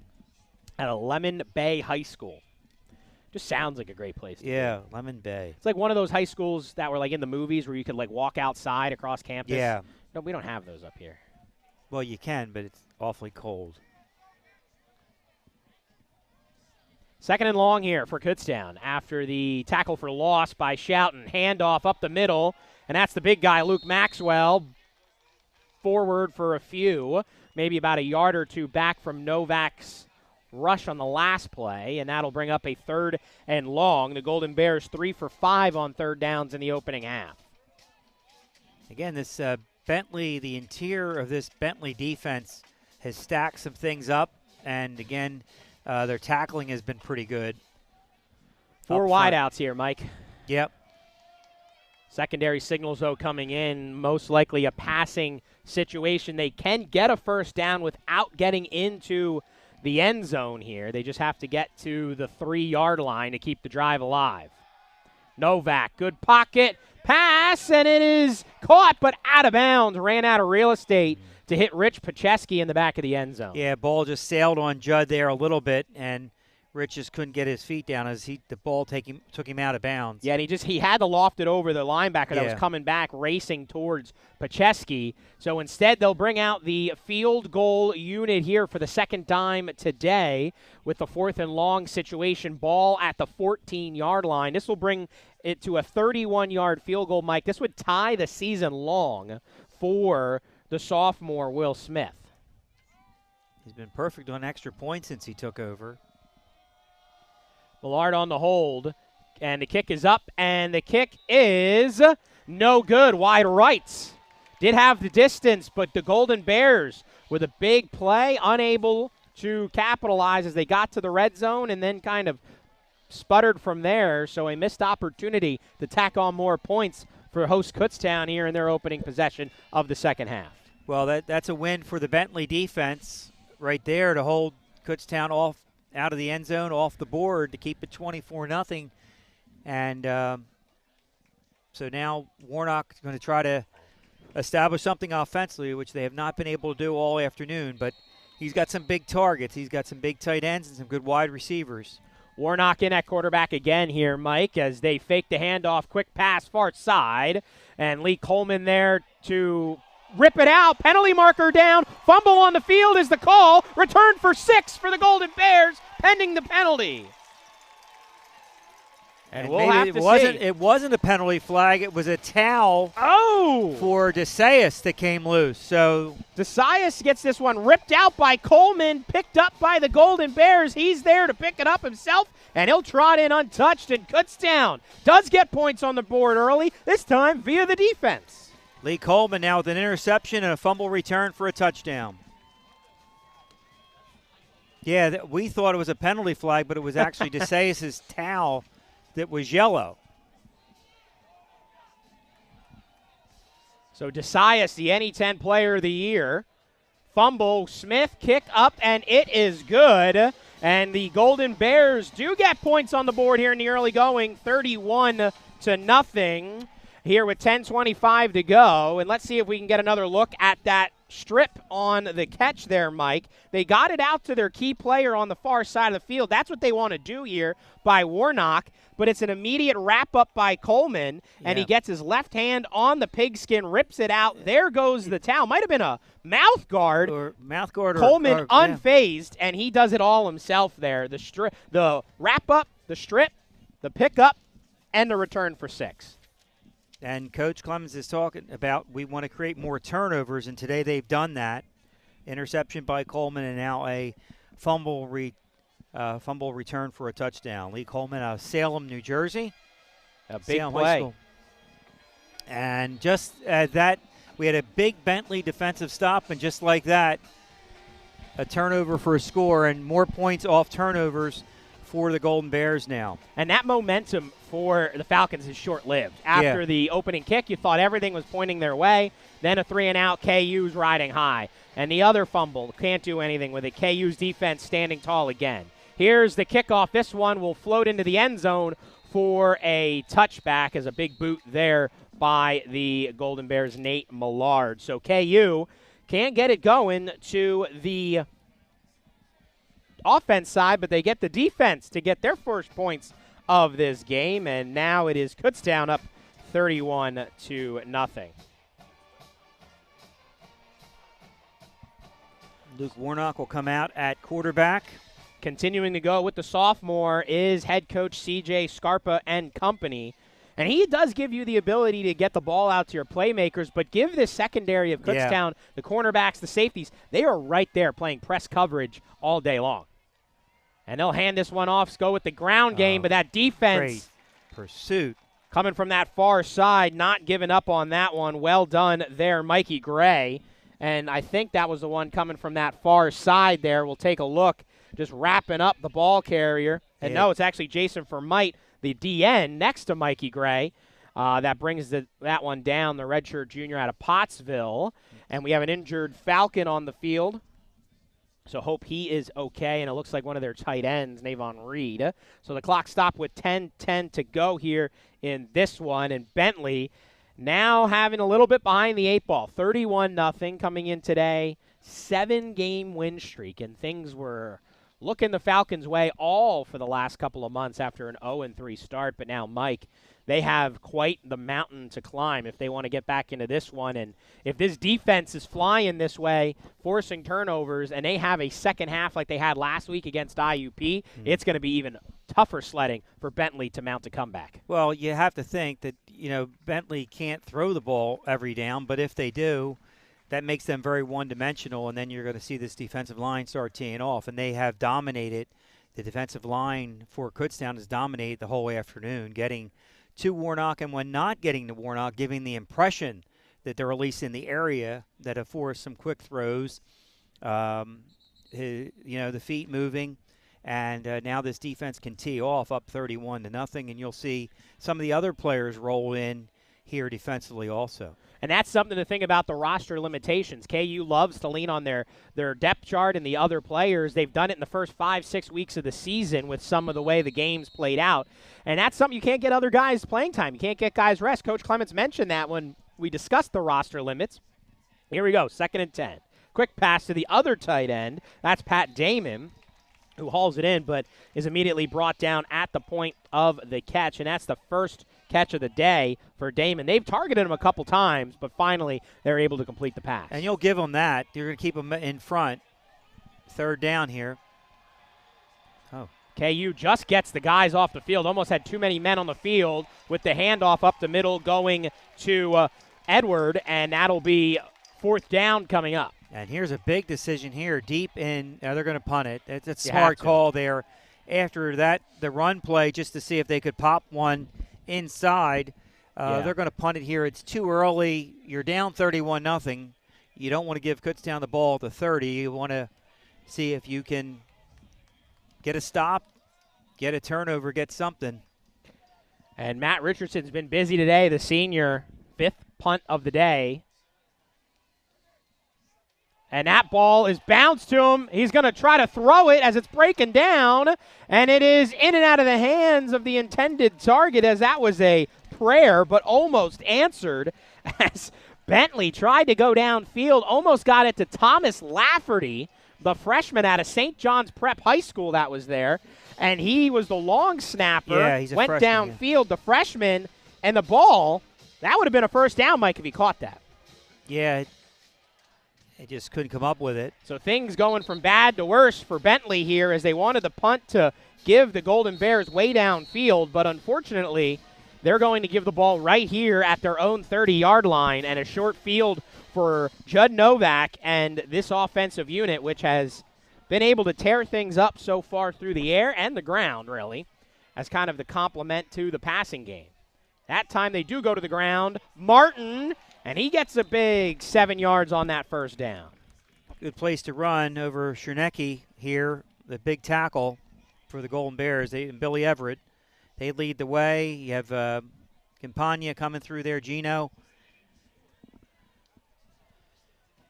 Nearing the midpoint of the third quarter now here, 8:30 to go, and the Golden Bears in complete control of this one after a botched punt turns into a short field here for the Golden Bears. And unlike Bentley, they have been able to take advantage of the turnovers here the Falcons have committed or the miscues.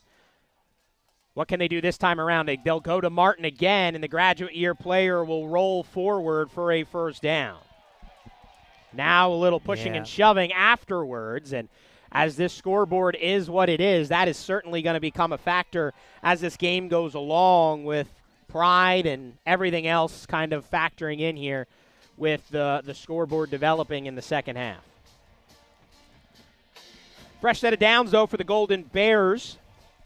They'll be happy enough just to keep this ball on the ground and just eat up as much of this clock as possible. And definitely won't be seeing them going up-tempo many times, if at all. This will be the MO. Run that play clock down to 1, snap it right before 0, and run the football. They do to Martin. Far side. He's got green space inside the 10. Great play by Barlow. And Barlow tracking him down. It looks like it'll be right at the line to gain at the 9, and they will move to chains for a first and goal to go situation. Good tackle here by Barlow, and he reached for the back of the jersey and luckily didn't go for the horse collar there and finished him off well. Again, Bentley has really shown the ability early on in the first half to make a lot of big tackles and be a pretty good tackling team. But wearing down, this defense has been on the field a long time today. Golden Bears have possessed the ball for over 22 minutes here this afternoon.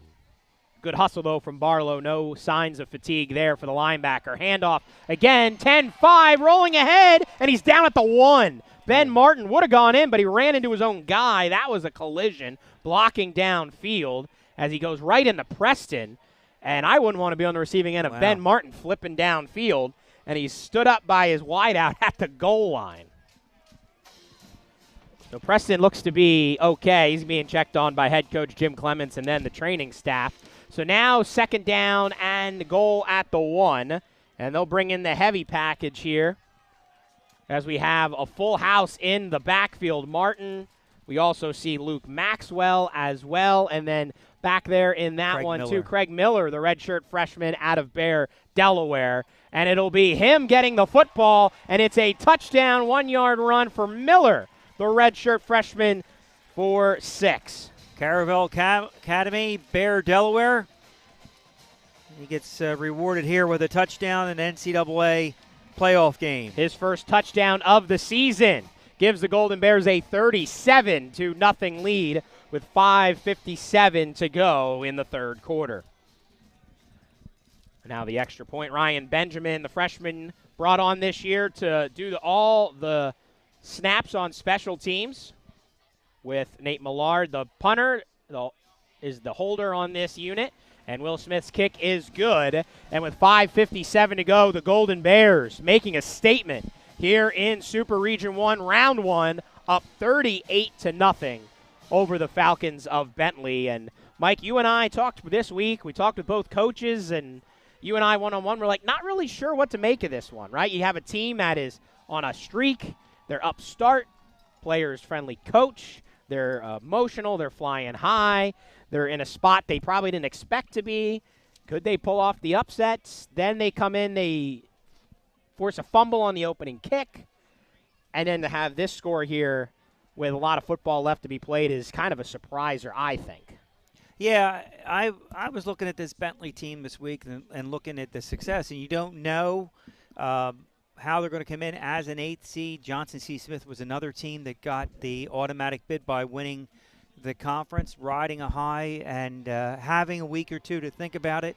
And then to have the best possible start, to get that fumble on the opening kickoff in deep in Kutztown territory and not being able to put those points in the board. And Tyler, we've watched a lot of football. Sometimes you can point to one play early in a game that defines the rest of the game. And that was, I think, very deflating for Bentley not to be able to put at least 3 on the board and maybe put some doubt in Kutztown's mind here today. This return from the 2. Now brought up across the 20. Tripped up and slides down right around the 25 on the return there. Now some penalty markers, some extracurriculars. And Bentley saying that's going to be on the Golden Bears for some after-the-whistle activity. We'll get the call from our referee. We'll take a look at the replay as well, as Jackson Pereira, the sophomore, had the return. A lot of activity. He's on the ground there, and then there it is there. There's the push by number 25 from on Tyrell 4, number 25. Yeah, just continuing that block to the ground, maybe a little bit after the whistle, but the unsportsmanlike or personal foul is called on the Golden Bears. So that'll aid the starting position here for the Falcons, who will take over offensively, 1st and 10 on their own 39-yard line. Already under 6 minutes here in the third quarter, Tyler. Yeah, time is ticking away for Luke Warnock and company to really mount a comeback, and if they want to do something, it has to start now. Bringing 4, and that one quick pass, but immediately swallowed up around the 44-yard line as they did get it over to Rashawn Bradford. Harden and Brandon Heil on the stop here. Jasir Harden and Brandon Heil. Bradford with a handful of catches here today. Warnock across the middle, and that one is caught there by DeSias, and then immediately brought down in the secondary by Brandon Strasser, product of nearby Governor Mifflin High School. So 3rd and 1 at the 48. Pass caught. 1st down. Big hit, though. And they'll say incomplete. Couldn't complete the catch after the big hit. Ball rolls out of bounds, and that's a big hit by Mike Fiemme on that far sideline. Might have been Coleman, Tyler. I'm not sure. Do you have Fiemme on that hit? Well, we could take a look at the replay again here on that far side, maybe, as they whistle here. Quickly, far side, and coming up from that corner position. Tough to get a number there. Coleman or them have been flying to the football here today. This defense has been great all year. So 4th down coming up. 0 for 3 on 4th downs today, but they need one here. Near midfield, 1 yard to keep the drive alive. Timeout. Coach Scarpa doesn't like what he's seeing. He's like, come over. We need to talk this thing out, and if you're going to make a comeback, I know this play is important, but so is timeouts here with 4:56 to go. But while they take a timeout, we will take a peek at the bracket, Mike, and see what else is going on around Super Region 1 outside of Berks County. And the other game that matters for this matchup, that's IUP and Assumption with 2:48 to go in the opening half. IUP up 19-7. Okay. Under 2 minutes to go in the second quarter between Johnson C. Smith and Frostburg State. 1 minute 55 to be precise. Frostburg State up 2 touchdowns, 14-0. And with 9:59 to go in the second quarter, we got a close one. Cal U 17, Virginia Union 14. Virginia Union is the 3rd seed in this bracket, mind you, so Cal U, a little upset-minded, are the Vulcans coming out of, what did we call it, the Wild PSAC West. Out of the timeout, 4th and 1. To pass. Warnock, downfield, tipped, and nearly intercepted, incomplete. Lee Coleman with the coverage there, the deflection, almost the interception off the deflection, and he has had a day today. Look at this one again. Coleman is flying to the football. One of his best games of his career, no doubt, here at Kutztown. Warnock has time, throws, tipped, nearly caught, nearly intercepted by Coleman. And Fiemme as well were flying there, Mike. See, that's why it's hard. They're always around the football. It's hard to distinguish sometimes when they're flying sideways and jumping and who's who. But either way, those two have been a great shutdown 1-2 punch on that far sideline all afternoon long. It's hard to think of a defensive player that's had a good a game as Lee Coleman. Interception, fumble return for a touchdown, then a big breakup on Pat Damon. I mean, we did just have Braden Pullman win conference championship game MVP, true. but you're right. I mean, time and time again, these guys are making an impact. And KU takes over in Bentley side of the field now, and that first play of this drive is a quick pass, and they'll connect to the far side of the field. And that was Jamie and Bryant. We do see the hot hand at running back, Craig Miller, continuing here at tailback. Well, smart right now as Coach Clemens, as much as he can with the roster restriction of 58, trying to roll other players in and getting his players rested off their feet and giving a little extra time. And that's been really, this KU team hasn't had many games where they've had to go the full 60 minutes. The last 2 weeks at Bloomsburg and then last week against IUP. But for the most part, the the backups have got a chance to play. Antonio Russo warming up on the sidelines. You wonder if the end of the third quarter may be the end of Judd Novak's day. Yeah, Antonino Russo, the local quarterback as well from Bath, Northampton area high school, is getting loose on the sideline. As Mike said, keen eye, Mr. Iannacci. Thank you. And but right now on the field, 3rd and maybe 2 feet here for the Golden Bears. And they'll hand it off. Miller shakes one would-be tackler, and we'll see where forward progress is. It looks like it's enough to move the chains, and they do signal that they are going to move them, so it is enough for a first down. And shaking this one tackle for loss in the backfield, they tried to bring him down. That was Shoughton. Instead, it moves the chains for a Golden Bear first down. So Kutztown trying to cycle guys in at the line and the wide out positions and just getting people reps, getting them the chance to log time in an NCAA tournament game, and most notably getting your starters some rest, allowing them to get off their feet a bit, as Mike just outlined. Paid dividends earlier in the season for Kutztown and is hoping to pay dividends here in the tournament. Handoff again. This time it's Martin up ahead, and he will go forward for a Kutztown good first down pickup right close to the line again.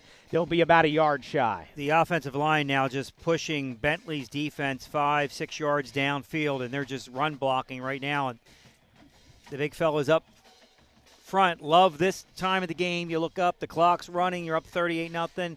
You know the run may be calling. Now you're just going man on man here. And this Kutztown offensive line, as they've done all year, just controlling the line of scrimmage, which makes it difficult because of the way the drives are time-consuming, that they shorten the game, and they just start weighing on this defense if these big fellas are leaning on you.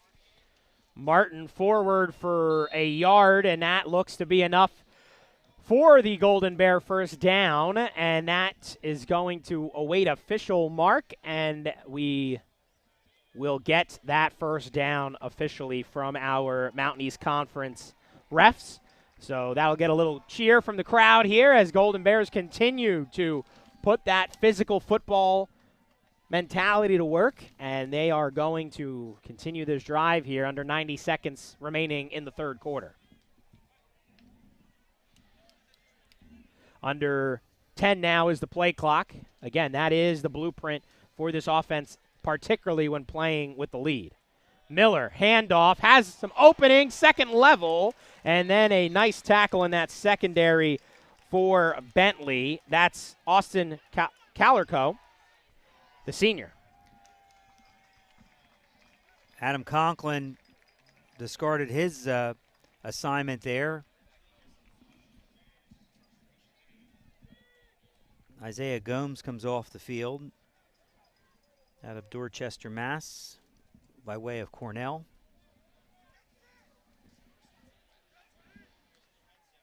The Golden Bears in the red zone again. They have had every drive finish nicely or with a turnover. They have not punted today.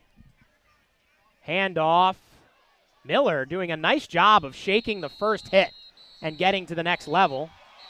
And then a little pushing and shoving afterwards as the emotions begin to flare.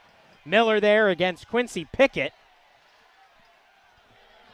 KU crowd looking for a flag. We'll take a look at this one again. Good job getting by the first guy in the backfield and then brought. The play needs to be over there. You don't need that, and then you don't need that. And the quarter is over here. Coach Clements with some words for the officials.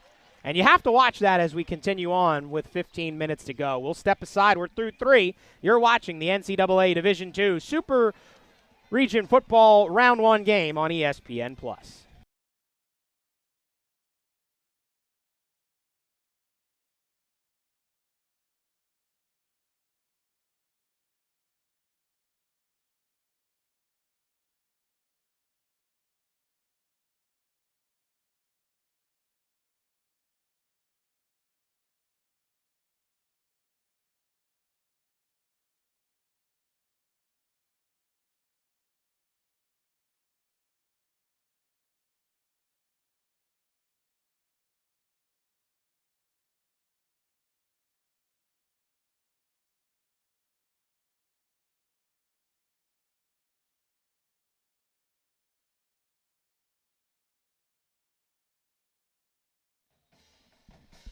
Take a look at this 1-yard punch for the Golden Bears out of the full house formation. Mike getting the underclassmen involved. The red freshman, Craig Miller, with his first touchdown of the season, coming in the NCAA playoffs. Yeah, and with Jason's injury, they're hoping maybe to get him back next week, but trying to develop some depth as you get into these playoffs. The more players you can get some experience and some success, the better.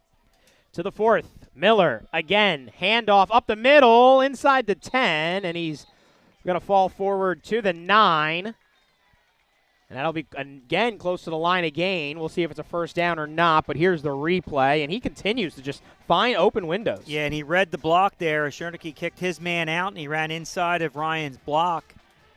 It'll be 1 yard I always shy. do that. It's Chernicky. Chernicky. Stop Chernicky. It's Chernicky. Hey, we're only in the playoffs, Mike. We'll get it right. Yeah, eventually. 4 for 7 here is the Kutztown offense on third downs, and Chernicky's a name that Mike may be struggling with, but the NFL is all over. They've been given some. He's on my radar too. Yeah.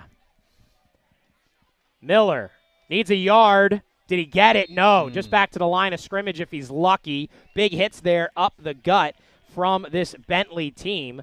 In particular, a couple of big guys here, including Lucas Tremblay, the defensive lineman in his freshman season, knocking him back maybe about 1.5 yards now on 4th down needed. Yep.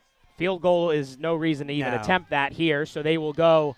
Miller stays in behind Novak in kind of this power formation. Now they'll send Novak under center. Power I formation.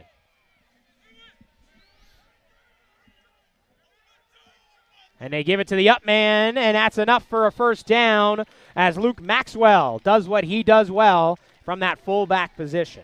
Just wonder the percentages of giving Luke Maxwell the ball and him getting positive yards have to be near 100% this year. I can't think of any plays where he's been thrown back for a loss or stood up. Yeah, and he's a redshirt sophomore. Still a lot of football left to be played for him, but 6'1", 230. He can do it all as a tight end, blocking, catching, and then also lining up in the backfield there in the three-point stance to gain the grounds on rushing. 1st and goal. Miller, hard hit up the middle, and he is brought down after a few-yard pickup by Alex Barlow, who Mike spotlighted earlier, the sophomore out of Duxbury, Massachusetts. Up there, one of the fine linebackers for the Falcons. Up to the 5-yard line now are the Golden Bears. A couple of minutes into the 4th quarter as KU tries to salt this one away, want to stay healthy, want to execute, and allow these depth players the ability to execute, get some film so that they can practice and improve as well. Fake the handoff, stretch play, near side, pass down to the 2, and that is caught in the passing play is Luke Maxwell. He's doing it all here in the goal-to-go situation. Good job here on the coverage by DePlacido, who makes the stop short of the goal line, as that rollout is one of the staples of the offense also here 3rd and 1 yard needed to get to pay dirt, so they'll bring that full house back here. Novak, Maxwell, Martin, and Miller. Under center, they'll go to Miller again, and he is in for another rushing touchdown, 2 in the second half for one Craig Miller. Pretty simple play here. Just give it to Miller. You have 2 lead blockers there. Ball Ben forward. Martin, Maxwell, Billy Everett, Ryan Chernecki into the end zone for another touchdown. And this KU offense, which averaged 42 points coming into today, now has 44. Looking to tack on another here with the extra point attempt.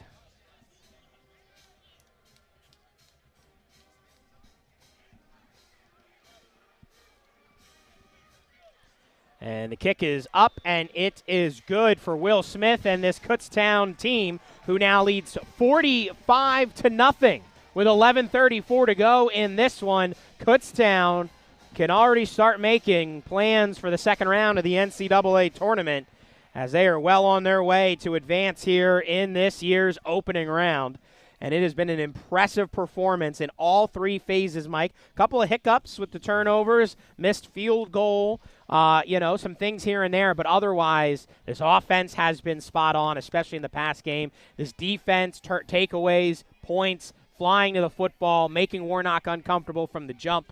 It has been a pretty impressive 4 quarters here for the Golden Bears. And again, we go back to that opening kickoff of an 8 seed versus a number 1 seed. Bentley coming in as the automatic qualifier, conference champion, going up against a team that's won 31 regular season games and recover a fumble on the opening kickoff, and the defense shuts the door.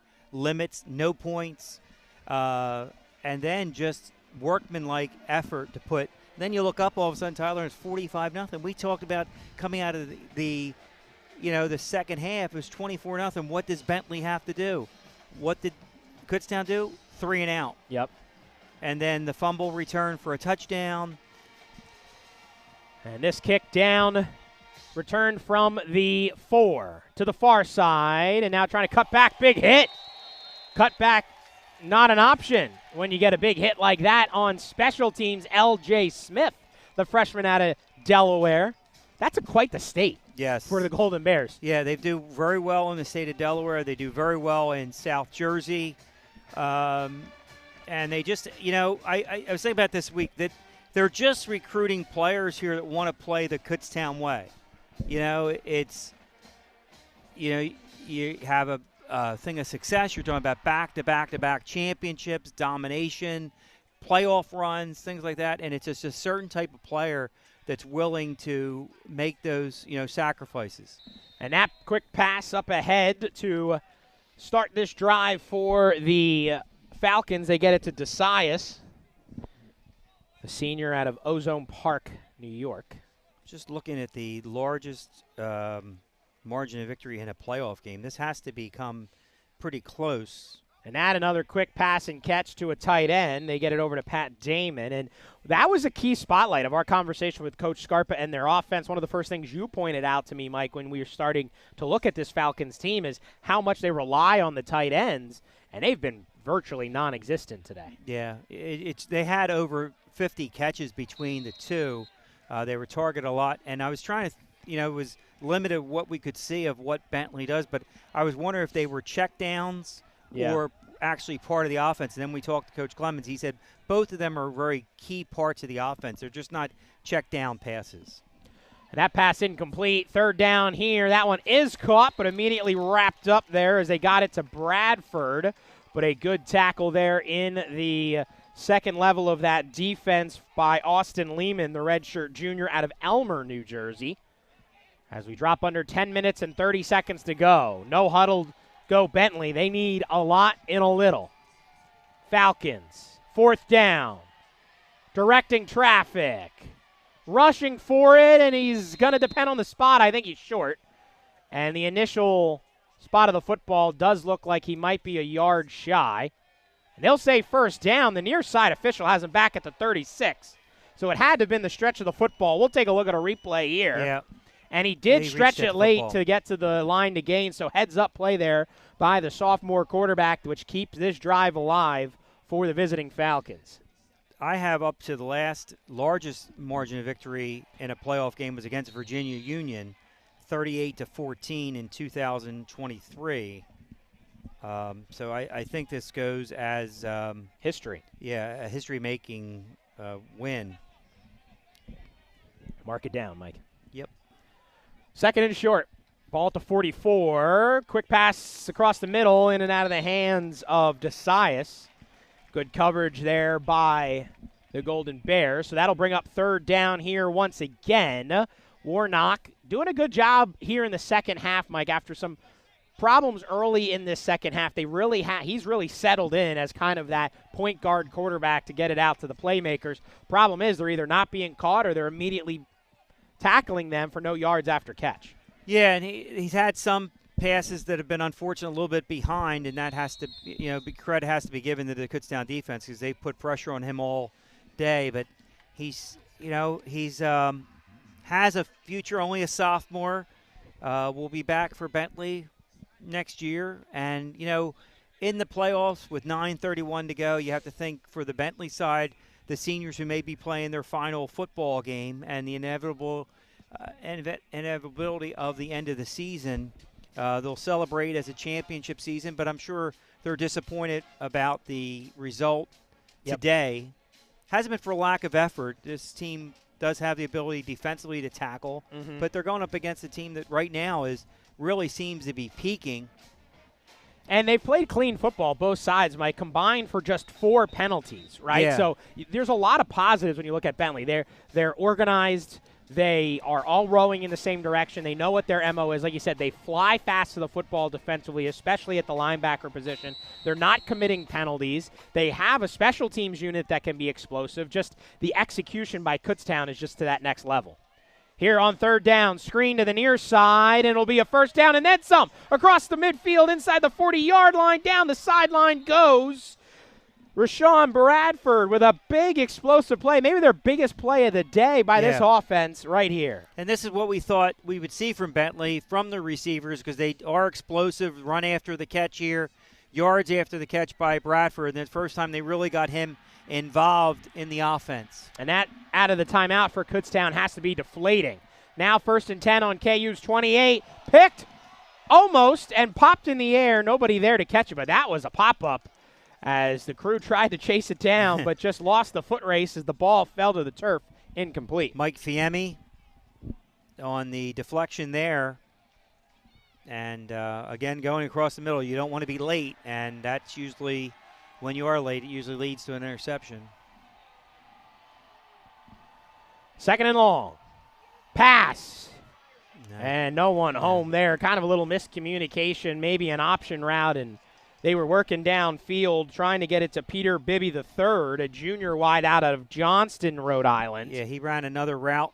He was covered there also by Justin Gonzalez, but he broke that route off and couldn't even get to the post. Third down here with 8:57 to go in the fourth quarter. The Falcons looking to score and avoid a shutout here in the first round. This KU defense has had a couple of them already this season, looking to add another shutout to their resume here in 2025. Third and long, snap fumbled and on the ground. Warnock falls on it to avoid complete disaster. But now this puts him in a tough position.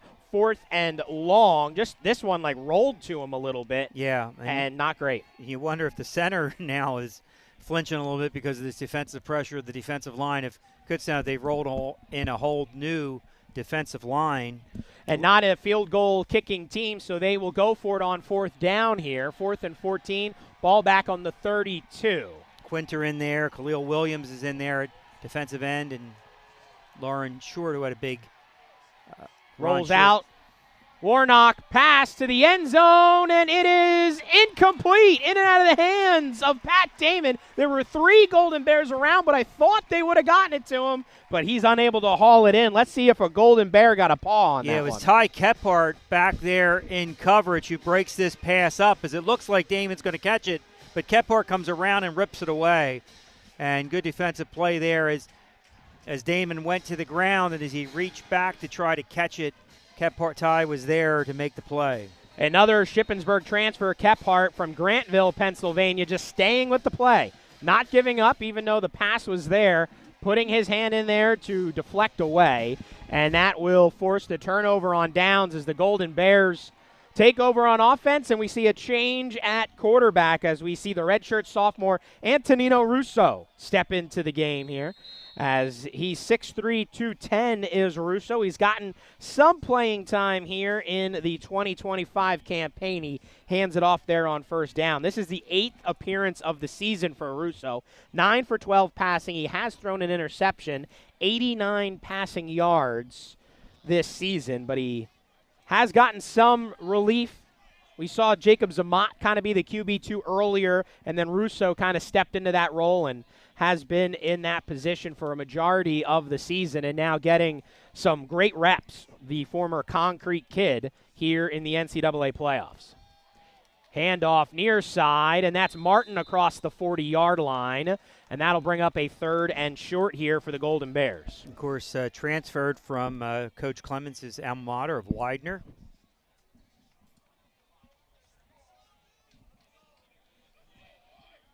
Past the midway point of this 4th quarter, the Golden Bears in complete control and putting in their depth players to try and burn the final 7 minutes and change of this one. We'll get you an update momentarily on some of our other Super Region 1 games. They're reaching halftime. Miller, as he tries to go, but he gets whipped down on that far side by the Falcons defense. And who else other than the guy that we've been talking about a couple times here in this second half, Mike, Alex Barlow. Yeah, I really was impressed with linebacker play coming in by Bentley, and I thought that would be a key if they were going to have some success. But Alex Barlow has made several plays. A sophomore came into the game today with 55 tackles. He's added to that total. And now we will see the punt unit for the Golden Bears for the first time. Nate Millard, the punter. We've said his name more in the holding situation, but he's in his senior season out of Birdsboro, Pennsylvania, averaging 41 yards per punt here in 2025. First punt of the day for Nate. And that one is high, and fair catch called for and hauled in around the 27-yard line is Bradford. So as we see the Falcons come back out on the field offensively, we'll take a peek at the scoreboard at the half. IUP 20, Assumption 7. Also at the half, Frostburg State 14, Johnson C. Smith 0. So Frostburg State upset-minded as well, going up against the second-seeded Johnson C. Smith. And with 5 minutes to go in the second quarter, Cal clinging to a 20-14 lead over Virginia Union. So some close finishes maybe on the horizon as those games progress into the second half. KU again will advance to face the winner of IUP and Assumption in the second round. Warnock pass in and out of the hands, and interception is the call. On the field momentarily, awaiting maybe verification. No, they'll say incomplete. As that, I thought it hit the ground, Mike. There was kind of non-committal by our crew. No one really wanted to say anything. But then we saw our official from the backside say incomplete. It hit the ground. We'll take a look at it. Yeah, Nick Layton from Ocean City High School. And that one, I think Layton kind of trapped underneath. He rolls around. He has his hands underneath it, but they felt from this side, I thought it did hit the ground. Yeah. And Coach Clemens might be looking for a review on this one, as we do have a stoppage here. He was talking to a nearby official. And the Golden Bears are challenging the ruling on the field here. It looks to me from the last angle we had that his hands are underneath it. So they'll trot over to our video review booth here at Andre Reed Stadium. And our Mountain East Conference crew, led by referee Mike Jaronsinski, will take a look at the same angles that we have here from our SFBN crew that we have here on ESPN+. So they'll connect and they'll take a look at those angles, and we'll try to show you some other angles that we have here too. Clock stopped with 5:56, Mike. Here it is again. We slow it down. Off the tip, and here comes Layton in. Hands appear to be underneath the ball. I don't see the ball move yet. Right there, though, does that ball not touch the turf, Yeah. and he's pinching it underneath it? But then he rolls over, and he craftily puts his hands under the ball. Now, he might have cradled it once it came loose. It's going to be tough to overturn this one, I think. Yeah, unless we had another view from the side where we were, that could maybe prove me wrong, because that's more the angle we have from our vantage point here at Andre Reed Stadium. I don't know if there's enough video review. That might be here's this might another be angle an angle here. See this angle here. Here it is from the up top. There's the deflection. We may see it here. Ball looks like the tip I of think the ball's on the ground. Tip of the ball looks like it's on the ground. I think it'll stay with the call on the field, but they are going to take a look here at the video review booth as they continue to look at the different angles and see what they can find to either stay with the call on the field or overturn it. And a big point, Mike, to your thought earlier, is that the call on the field was incomplete. As we do see our refs emerge from the video review booth, we'll get the decision here if they decide to stand or overturn. Well, Trey Hamlin III was very emphatic that he thought it was interception, number 24. He had a pretty good look at it. And they actually say the ruling is upheld, Mike. Yes. Meaning the video did confirm, not just that it stands and inconclusive. So it does confirm that the incomplete call was the correct one on the field. So we do continue with Bentley maintaining possession, and they'll continue here. 2nd and 10, 5:56 to go in the contest. A lot of deflections across the middle of the field. And that one, far side, incomplete. They'll say he was, or they're going to say toe tap? No, incomplete. Yeah, I thought he was out of bounds. Good effort, though, by DeSias on that far side of the field. Paul just took him out of bounds. He couldn't catch it and get a foot in there. So 3rd and 10 on their own 28-yard line. Obviously going to go for it on 4th down as well.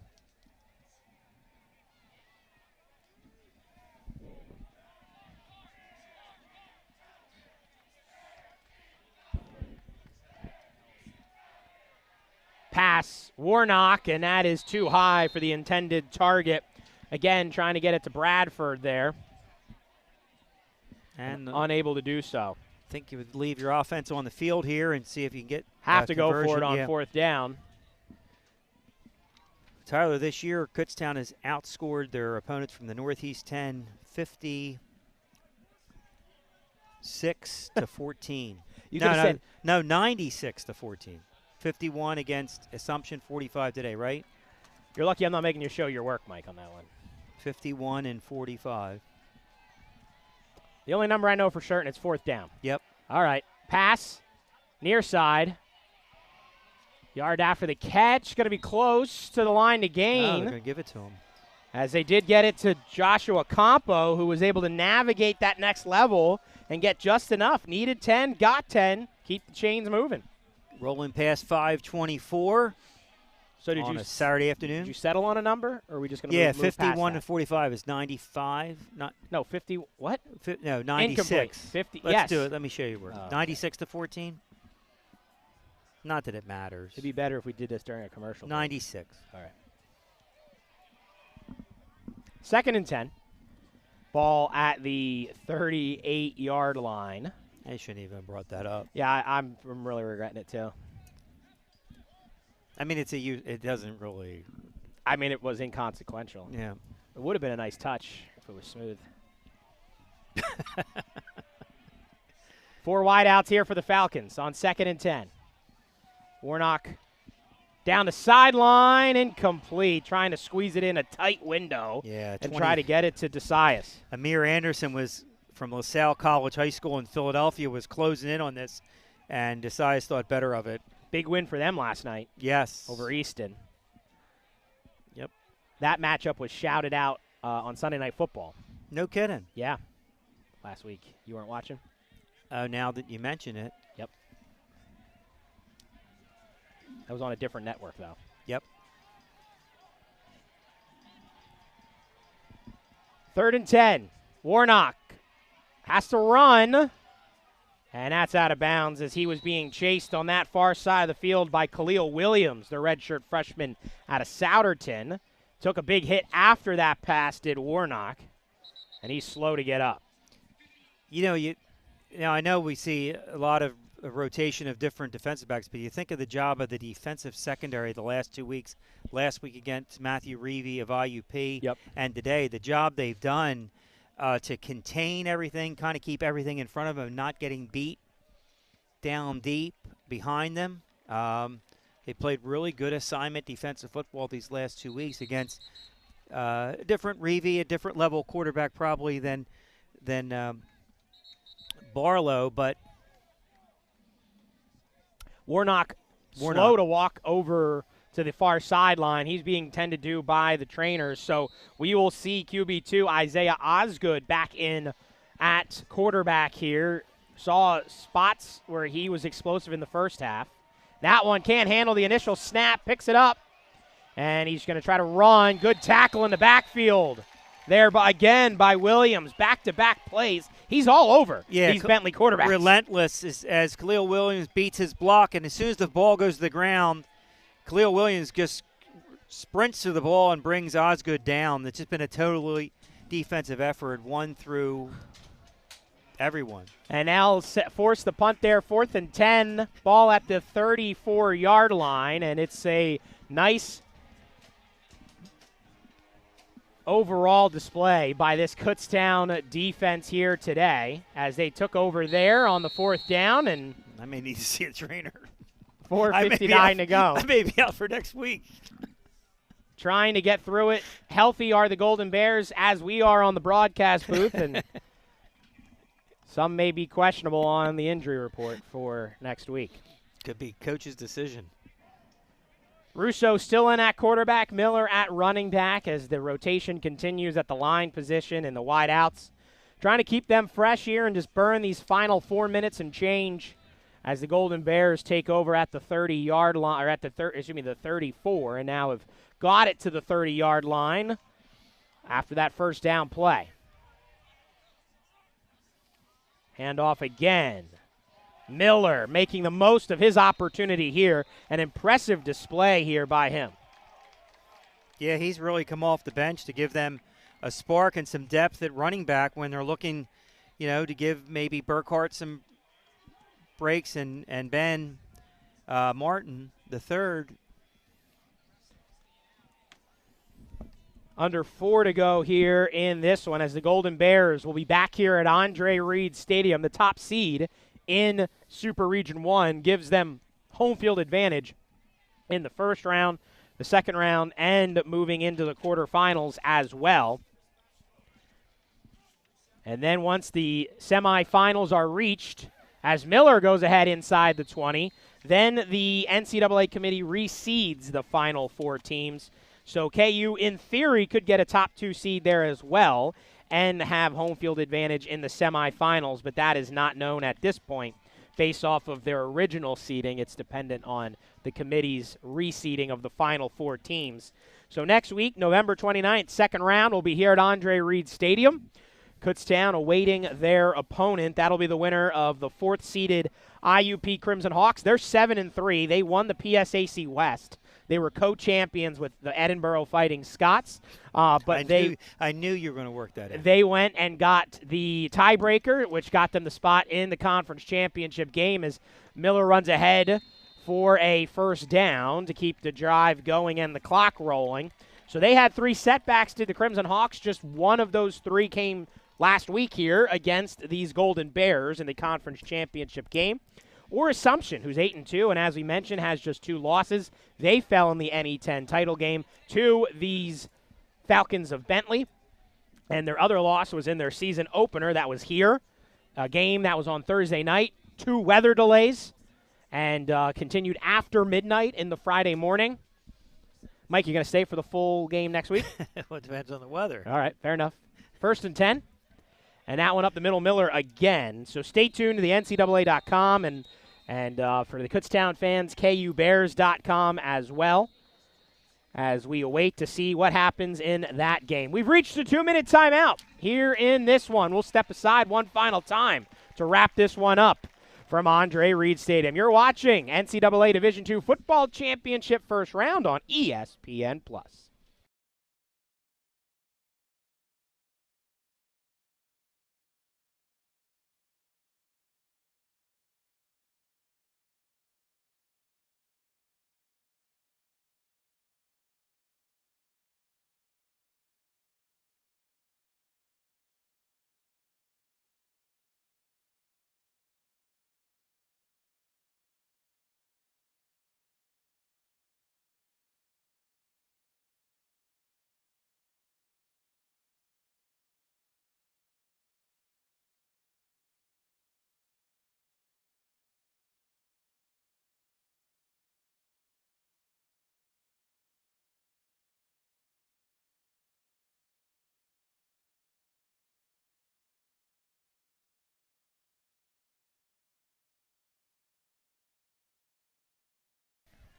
2 minutes to go in this one. Russo, second down, pass far side, caught, touchdown to Kutztown. This one going to Tyrene Henson, the redshirt sophomore from where else? Delaware, transfer from Central Connecticut State. Good back shoulder throw here by Russo. Single coverage over there. Flores on the coverage again. The back shoulder. Henson, who had a big catch earlier in this game, catches it for the touchdown. And the Golden Bears cross the 50-point mark. Second time they've scored 51 points against any 10 team this year. Henson, his first receiving touchdown of the 2025 season, as him and Miller making the most of their opportunities here in the latter stages. And the extra point is true as Kutztown 52-0 with 1:55 to go. Mike, I won't ask you for an updated aggregate total between the two. Oh, you have it? We had a commercial, that's why. 103-14 now. That includes the extra point? Yes. Okay. 1:55 to go in this one, and a quick update for you around Super Region 1. Early third quarter, IUP is leading Assumption 20-10. Also, under 12 minutes to go in the third, still 14-0 Frostburg State over Johnson C. Smith. The winner of that one will play the winner of Virginia Union and California, Pennsylvania. And at the half in that one, it is the Vulcans of Cal U leading 20-17. So a couple of good closer battles in all three of those Super Region 1 matchups, as the Golden Bears look to salt away the final ones here today. And the Golden Bears just, Mike, from just the start to the finish, things got a little messy at times, a couple of turnovers, but they were able to respond, and I think that's the difference in this one. As a team this talented, this emotionally stable, been in this position before, they didn't falter. They didn't get crazy when things might have gotten crazy for other teams. Yeah, that was my first note for the wrap-up was really response Sorry. to – that's okay. Response to early adversity. I mean, this team has not trailed much. Yep. They haven't been behind much, and that's just who they've been this year. They've just been dominating from the opening kick of the season right through. And then today, playoff situation, 8-1, 2 conference championships, and a fumble on the opening kickoff. Some teams will go, whoa, what's going on here?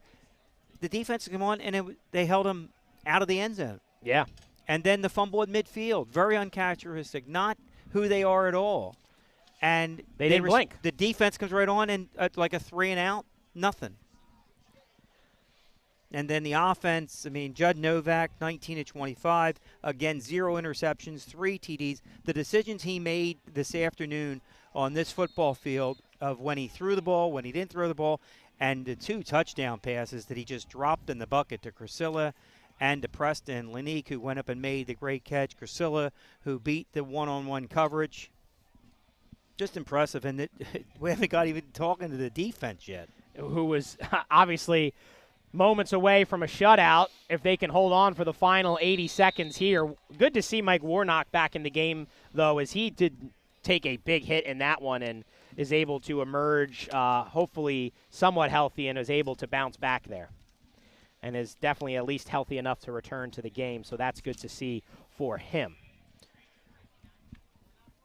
3rd and 3 here with a minute to go in this one. Warnock passing far side, and that one's caught right around midfield. Desaias, the NE10 player of the year, Mike. That is going to be his 8th catch of the game, but he really has not been as explosive as I think some thought he may have been today. Right, I thought he'd be one of the deep threats along with Bradford, and it just hasn't happened because there just has not been enough time.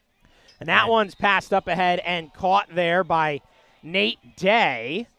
A little rough tackle there on that side, I think, getting the L.J. Smith out of Salesianum in Newark, Delaware on the stop. 2nd and 5 here coming up for the Falcons. Under 30 seconds to go. Warnock. Pass. Near side. KU sideline looking for a hold. Not going to get one. The ball is out of bounds, though, and that'll bring up 3rd and 5. Clock stop with 19 seconds to go. Coach Fargo still working the sidelines down there as he's worked his way from his press box spot. Yeah, Perch usually in the booth, and heading down there to make sure he can celebrate when the clock hits 0 with his team this time around. But they're trying to maintain this shutout. That's something that's important to this team and every defense, to hold a team scoreless. 3rd and 5. Warnock pass across the middle, caught right at the line to gain, and it'll be enough for a Bentley first down here with 14 seconds to go. The clock will briefly stop for the Chains, and then we'll continue to roll. Expect the Falcons maybe to take a shot downfield here with 14 seconds to go. Clock is running.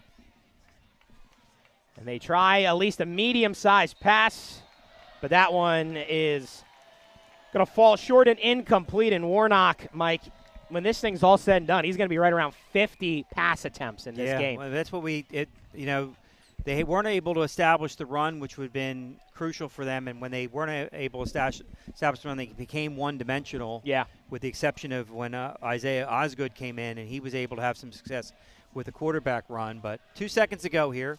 Final play of the game here. Warnock, maybe they'll try to go Hail Mary. Shakes one would-be tackler across the middle. Incomplete. We have a penalty marker, though. The penalty's on the defense. The game's not over. So there would be one untimed play if that is on KU, and it looks like initial reading is on Bentley, and the Golden Bears would obviously decline that, and that is going to be an eligible man downfield on Bentley declined, and Kutztown completes the shutout victory in the NCAA Division II Football Championship Round 1 by a final score of 52-0 as KU amasses 200 yards rushing, 300 yards passing, and this team, that was a complete win in all 3 phases and all 4 quarters, Mike, and they now advance to the second round, opponent TBD. Your final thoughts? Well, for the defense, that's shutout number 3 on the season. Shutting out Edinburgh 34-0, Shippensburg 49-0. And after the past 2 weeks where this defense had given up a lot of points for them, 27 at Bloom, 23 last week against IUP, total shutdown, and they put 52 points up in a dominating effort and an efficient, dominating effort by the offense and the defense. What more can you say about this defense?